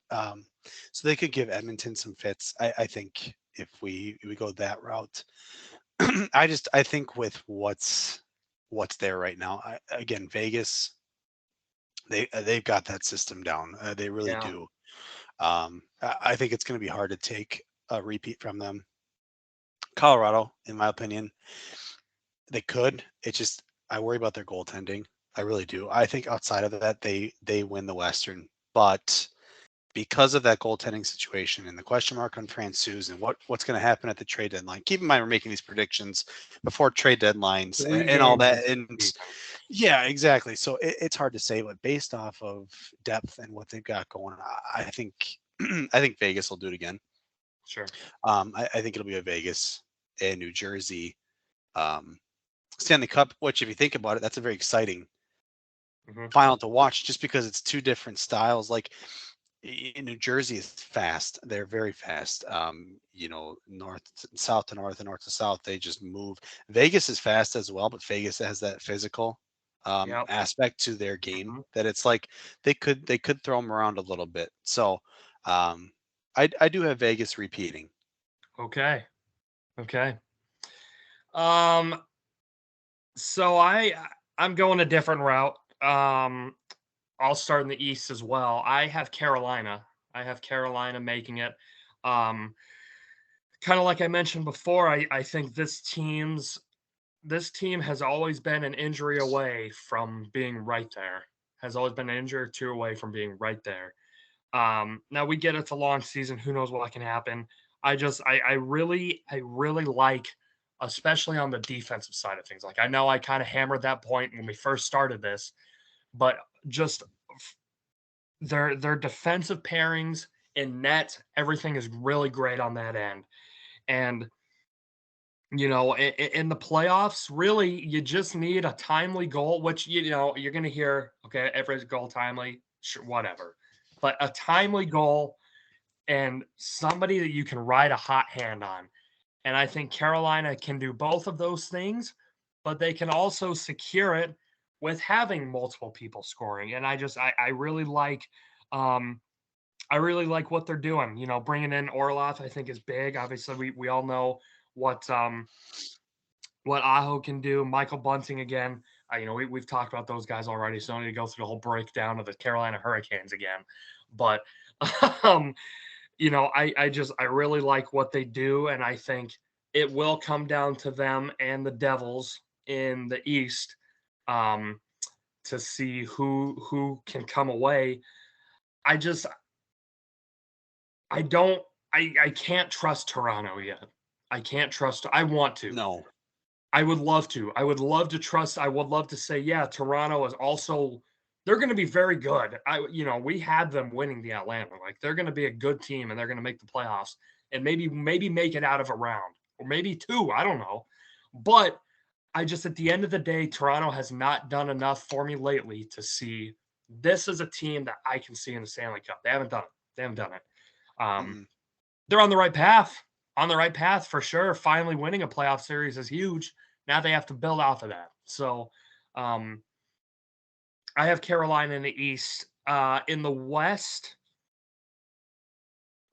I mean, maybe it's somebody, hard. I get it. and it's tough, and that's the biggest thing that I hate in sports, especially. And if you're a Minnesota Wild fan listening to this, you're guilty at this. Your team is not as good as you think it is. Okay, I'm sorry. It never has been, never is going to be. Your team is not as good as it is. And so I hate being that fan to where it's like, oh, I'm picking my team to win. I'd like to think I'm pretty realistic with my choices. Maybe there is a little bias behind it, but I have the Colorado Avalanche in the Stanley Cup. Um, like I said before when I was talking about them, for me, the big reason why they got bounced in the first round, hats off to Seattle. But boy, if we have a full team, you know, yeah, hats off, you beat us. But boy, if you have a full team, depth, more than just a McKinnon, Rantanen, and McCarr, what do you do? What happens differently? And maybe again, it was one of those things too. It was a quick off season. Win the Stanley Cup, there's not a whole lot of turnover before the season starts up again. So kind of a full off season to kind of get back to health, to build on the depth. Like you said, it is going to come down to that backup goalie spot. We'll see how long Francouz is out for. Gorgiev, he'll be able to do his thing for a little bit, and he had a great season last year with that. So again, maybe we make a trade at the trade deadline, get a backup guy in there. I don't know, but I don't know why the Avalanche shouldn't win. Edmonton doesn't. I'm not worried about Edmonton. If we go up against the Avs, we saw it happen a few years ago. And it's a shame. It is. It is. This narrative should be. It shouldn't be that. It should be so much different. It shouldn't. Yep, I agree. I think Vegas will be the only team to give us fits if that's a team that we are matched up against in the playoffs, which very well could happen. For all the reasons that you mentioned, why you have them in the Stanley Cup are the reasons why maybe we would have some struggles. We have guys that can be physical, but they're not guys that we're winning hockey games with. They're out there because they are going to throw some punches and they're going to lay some bodies out. So it really comes down to the speed, comes down to the finesse, which has won us a lot of games. It's won us a lot of games, and it very well could win us against Vegas, but we'll have to see. So I have Colorado winning, and then Avalanche, Carolina. I will speak highly on the Carolina praises till the day that I die. Absolutely. I'm going to be a very bandwagon Carolina fan this year in the East. But I got to give it to my Avs. I know you're going to give it to the Avs. Yes. I have to. I expected nothing less. And like I said, I try to be as realistic as possible with my sports teams. I try to be as realistic as possible. And I saw the mistakes we made last year, and we corrected them. And I don't see as to why we shouldn't. I think that would be a fun series. I think that'd be a fun series, and I think, with very Carolina, fast. Yeah.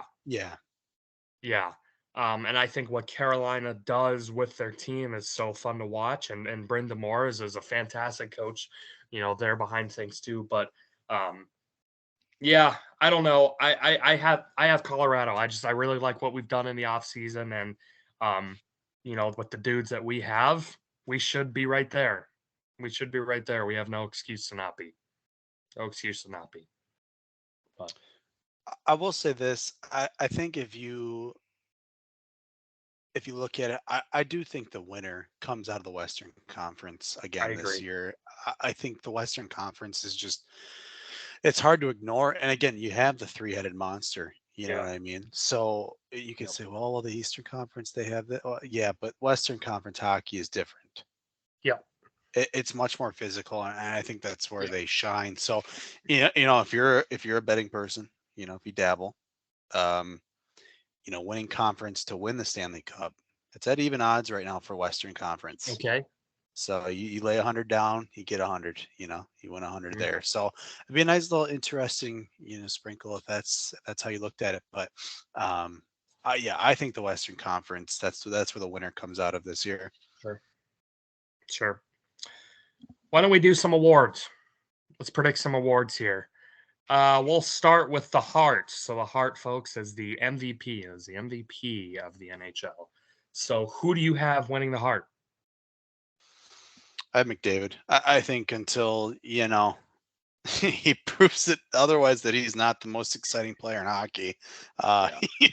It is so hard to not pick him. I mean, you could maybe argue, Matthews, if he can have a really good year.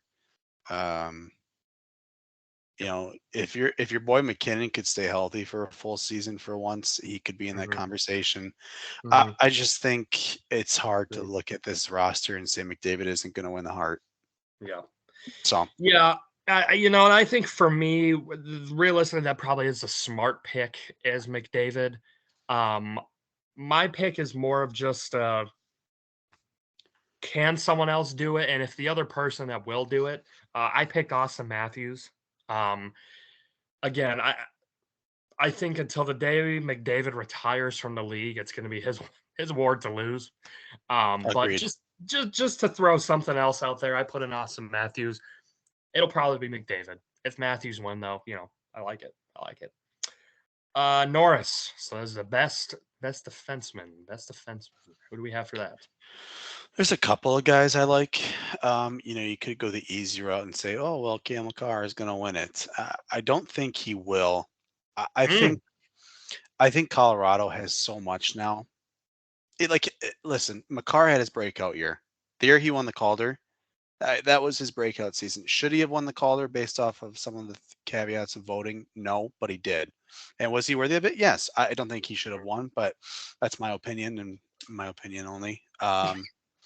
So I think you could go that route and say, "Oh, yeah, Makar will win it." I don't think so. I think the interesting one to look at, and really, there's three guys that I like. It's Dahlin, Heiskanen, and Hughes.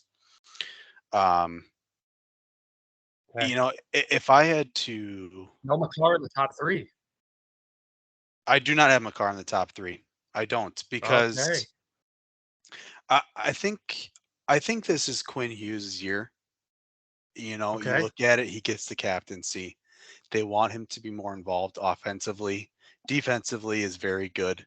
Um, so I think that here's what I'll say. Sure. If Vancouver makes it to the playoffs and Quinn Hughes has a great year, as he hmm should, hmm I do think that Quinn Hughes will walk away with that trophy. I really Okay. do, because I think that he's such a key piece to that team. And again, I think there's a reason he's captain. You know what I Mhm. mean? They could have made JT Miller that captain. Pedersen, yeah, he's on the last year of his deal. Could have looked at him and said, "Hey, you want to be the captain?" There are guys on that team that were deserving of it, but Quinn, he got it for a reason. So I think if they have a good year, if Quinn has a phenomenal year like he should, keep in mind last year, you look at if you want to talk about points, Quinn Hughes finished second in points for defensemen last year. He just had, the same year that Carlson decided to drop 101. So, Mhm. you take that away, and Quinn Hughes is at the top of that. And I believe, yeah, he was also second in assists. So he's dishing it out. He's doing what he needs to do. I think that's a good pick as well. Um, I think I think if Makar is healthy, he's gonna win until people don't want him to win. Um, and that's who I have. I have Kale Makar. Love Heiskanen. I think Heiskanen's going to be a outstanding player in this league, and he's climbing a lot of people's ladders. I think he's Oh climbing a yeah, lot of people's ladders. Um, yeah, I have to give it to Makar. Because he can do both. Obviously, he can score. Everyone talks about scoring. Everyone talks about the scoring. He is a defenseman at the end of the day. Can he play the defensive position? He can, and he plays it really well. And people are going to talk about the scoring because that's what that's what makes that's the money, right? exciting. That's Yep, what makes the money. But uh, he is good at the defense side of things too, which is important to remember. Important to remember with it. Yeah, I think yeah, I don't know. I don't think there's much more that needs to be said. Like I said, I think until Kale McCarr decides he doesn't want to play hockey anymore, uh, it's hard to take his name out of that conversation for me. yeah, Um, it's definitely a safe pick. I mean, don't get me wrong. Like, right. he's got as good a shot as anybody. I just think that it's for me, it's the can he stay healthy for a full 82 games? Because prove it. Because if he can put up the numbers Right. he has and stay healthy, then I think, yeah, he probably does win it. But what worries me is just the injury bug with him. Yeah. I mean, I think last year was probably an anomaly. I don't think it was a little bit of an anomaly. I'm not too worried about that. But at the end of the game, it is a physical sport, and you never know what can happen. Exactly. Vesna. Who do we have for the Vesna? This Which is one, best goaltender first and was best goaltender. yes, I think it's one of the hardest ones to choose. because Agree. as we talked about, there are so many great goalies, Yeah. and I mean, really, any of them are deserving. I have I, three in mind. I do as well. Okay. For me, it really is gonna be Sorokin, Ottinger, um, or I'm gonna give it to my boy Saros. He's been in that Okay. conversation for forever. I think he'll be a top three, um, decision again this year. But I think really, again, you look at that Islanders team, and it is atrocious in terms of watching and the system they run. He- He's the reason they've done as well as they have. They've made the Mhm. playoffs the way that they have. I think Sorokin will win it this year finally.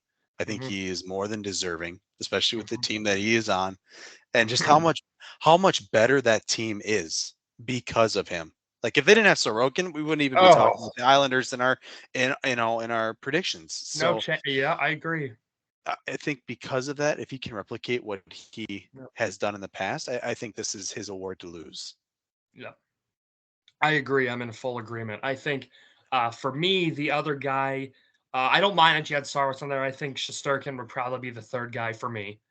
So I'd probably do Sorokin, Ottinger, Shesterkin. Um, Saros right on the outside looking for me on that, but right there, right there. Oh yeah, Um, yeah, I mean, it's tough. But I'm with you. I also went Sorokin. Yeah, I mean, the Islanders are nothing. they are nothing without him. They're nothing without him. Quite literally nothing. And he's going to have another season of putting the team on his back. They're going to make the playoffs, and they're going to lose in the playoffs, but it's not going to be his fault. It's going to be because they can score a goal a game, if that, and that's it. Hmm. Yep. And that's it. And they're not going to do anything to improve on it because they haven't. They haven't. Um, so Sorokin, yeah, that would be well deserved for him for sure for the Vezina. Well deserved. Calder. I mean, I, Bedard, I think it's definitely probably going to be his award to lose. But I'm sure you have probably some other guys that, you know, if Bedard sucks, who could get it? Who could get it? I don't think Bedard will suck. Here's what I think about Bedard. I think that he, you know, has been everything that they've said Yep. to this point. I think the way that I'm rooting for the kid, just because he's on the Yeah, Chicago absolutely. Blackhawks doesn't mean I want him to fail. Because I love exciting hockey and I Yeah, who love doesn't? players that love hockey. And Yep. he's one of those guys that he is going to probably live up to the hype. My issue is, yes, they brought in veterans to put around him, um, and yes, he's going to score. Uh, I just struggle because he's going to score, but who's he going to pass to that's going to score? Yeah. Again, this award has become points. Yeah. Which rookie can score the Yep. most points? Points award. Yep. And so that's why I look at it and I'm like, he could, but he would. And the other thing is, can he stay healthy? Because you look at his body, and I don't think that he is. Not He huge. is. He's NHL ready in terms body wise. Right. Not saying he's not strong. Not saying he's not Nope. fast. Nope. I just don't think that he is where he needs to be in terms of overall strength. Hmm. You Hmm. know, I think you play if he, the Central Division is a hard division to play in Tough. simply because it is so physical, and I think that will be the true test for him if he's hockey ready in terms of his body. Is can he withstand playing against a team like Dallas, playing against a team like St. Louis, playing against a team like Nashville? You know, Minnesota. They Minnesota can bounce is bodies around. yes, they can. Colorado can get in there a little bit too. Can his body withstand that? And he's in the Western Conference. So he's going to play Pacific Division teams. Can he play Right. against a team like Vegas? Can he play against a team, like the Kings? Just some of those more physical teams. You sit there and you wonder, can he sit there and take those hits? Yes, he's going to be Yep. protected. They brought in Corey Perry. They brought in some fighters. Yep. To protect him in that situation. He is their Gretzky. Is how this team is going to look Yeah. at it. So you're going to Yep. bring in guys to protect him. Can he withstand the hits that he takes, though? That for me is the biggest question mark. is can he stay healthy for the full year to win the award? Mhm. And you look at a guy like Jason Robertson. I think the reason he didn't win the Calder that year was because he was hurt. He didn't Yeah. play a majority of the season, and he was still up there. So I think that's interesting. And also keep in mind, apart from last year, the favorite the last couple of years has not won. Okay. So Sure. Alexei Lafreniere, he was supposed to win it. He did not. Robertson was kind of talked about. Kaprizov came in, he won. Just things like that to keep in mind. Just because they are hyped up doesn't mean that they are going to necessarily win. So I think a guy like Logan Cooley, Yeah. I think him coming to the league and being in my opinion, he's in a better situation than Chicago is Hmm. from a point standpoint. Like for Hmm. him getting points, and if you watch the Australia games, he already has goal of the year, in my opinion. Yeah. He Oh, already has the goal of the year. So the things that he can do and the guys that he plays with and how they're set up down there, I think he could end up scoring more points this year. Another one to look at um, closely is Luke Hughes. I think sure. the idea is for him to man the first power play, Yeah. which is insane because it's Yeah. Jack Hughes, it's Tyler Toffoli, it's Timo Meyer, Hmm. it's who that fifth piece is. I'm not sure. It could be a Jesper Bratt, it could be Nico Heischer. It's just guys that score, so he could just rack up a ton of points Yeah. from that situation alone, Yeah. and be a contender. I think if you want to go way off the deep end, I think if Buffalo makes the playoffs, I think Devin Levi wins. Sure. Yeah. That's a good one. Because the only way Buffalo makes the playoffs is goaltending, and Levi is getting the nod to start. Yeah. He'll be goalie one until otherwise, and he doesn't have much competition. He's got Ukko Pekka Lakunin down in the AHL who could get pulled up and play, and he played last year and looked good. But if Levi plays well and Buffalo makes the playoffs, it's going to be hard to look at Levi and say, yeah, you know what? You don't deserve it. This team that hasn't made the playoffs in how many years? Yeah, no, Yeah. it's do it again. You know what I mean? Right. Right. But I think it's similar for Bedard. If Bedard can stay healthy, if he can live up to the hype that he, has about him, and Chicago somehow makes the playoffs, we're not even This isn't a talking about discussion. anything else. NHL Network every day for the next however many months will be like, Bedard was for real. He brought the Blackhawks. He's worthy of it, and we're gonna hear Bedard, Bedard, Bedard, Bedard, which is good. But I think that will solidify Bedard as Calder winner. Is if he can Sure. take Blackhawks to the cup or to the playoffs and stay healthy and rack up the points. Otherwise, I think you're looking at guys like Cooley, Hughes, or Levi. And in my opinion, Levi is for sure if Buffalo makes it. Okay. Okay. Yeah, I just know how much hype was brought in around him, and I think he would have to be injured, in my opinion, to not win it. Chicago could be terrible. They could be awful this year. They're an injury And away as well. you're right, You know what right. I mean? So But if Bedard is even relatively, if he's a competent hockey player, I think with the hype that's been brought around him, I almost feel it's impossible for him to not get it, which is a shame. Which is a darn shame to the guys that you mentioned. You yep, know, darn shame to the guys that you mentioned because it shouldn't be that way. That's how it's going to be. That's how it's going to be, unfortunately. absolutely. But so Rocket Richard, that's our next one. Most goals. I have Austin Matthews for that. I have a spicy one in my Oh, opinion because I look at him every year and I'm like, uh, he is so consistent in his level of production. Austin Matthews could easily do it this year. In my opinion, Austin Matthews, if he stays healthy, goes at the rate that he will, he could be touching 70. I really think so. I, sure. I think he could, by the grace of God, get up there. You know what I mean? So Hmm. he's talented enough.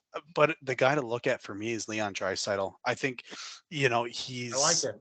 every year he's either 50 points or right there at 50 or 50 goals. I mean, so Hmm. he had 50 plus last year. He had 50 plus the year before. I think he had a down year, and then it was 50s and 50s and 50s. And so you look at him and you're like, at some point, this guy is going to get 60. And when Mhm. he's playing with a McDavid, his line is Hyman and Nugent Hopkins and a Bouchard. The Yeah, why talent not? that they have, it just is like he's set up in such a position because if you watch that power play, all he has to do, he is like an Ovechkin, he's like a Stamkos, he's like a Pasta, Tage Thompson. He just sits, and I tell you guys, if you get the opportunity, go look at some of his power play goals because the angle at which he gets them in, he's almost parallel Yeah. with the goalpost, and Mhm. he's getting them in that way. It's just the level at which he can score is alarming for other teams. And I Mhm. think that at some point, I think he won it back in 18 or 19, and I think he's due again to win it. Yeah. Yeah. Jack Adams, coach of the year. What do we got?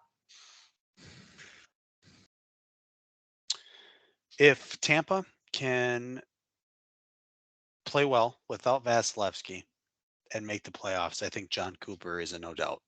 Okay. Vasilevsky's out for the first 2 months, possibly, until he's full form, three ish.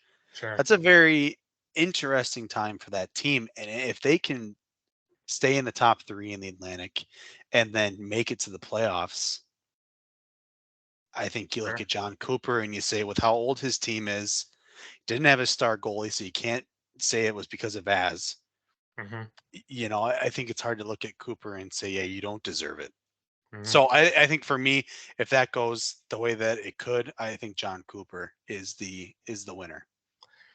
I've been singing the guy's praises this entire show, and it's going to keep going. Rob Brindamore, coach of the year. That's a good one too. I think you can't go wrong, with either of those picks because Yep. what Brindamore has done, I think is Yep. phenomenal. And the guys love him. Similar to Cooper, those Yep. two coaches will, bend over backwards for their players. So Yep. I think that's a phenomenal pick, especially if Carolina makes that run, in the Yeah. playoffs and can get Yep. to the cup. I don't think Why that not? you're wrong in saying that.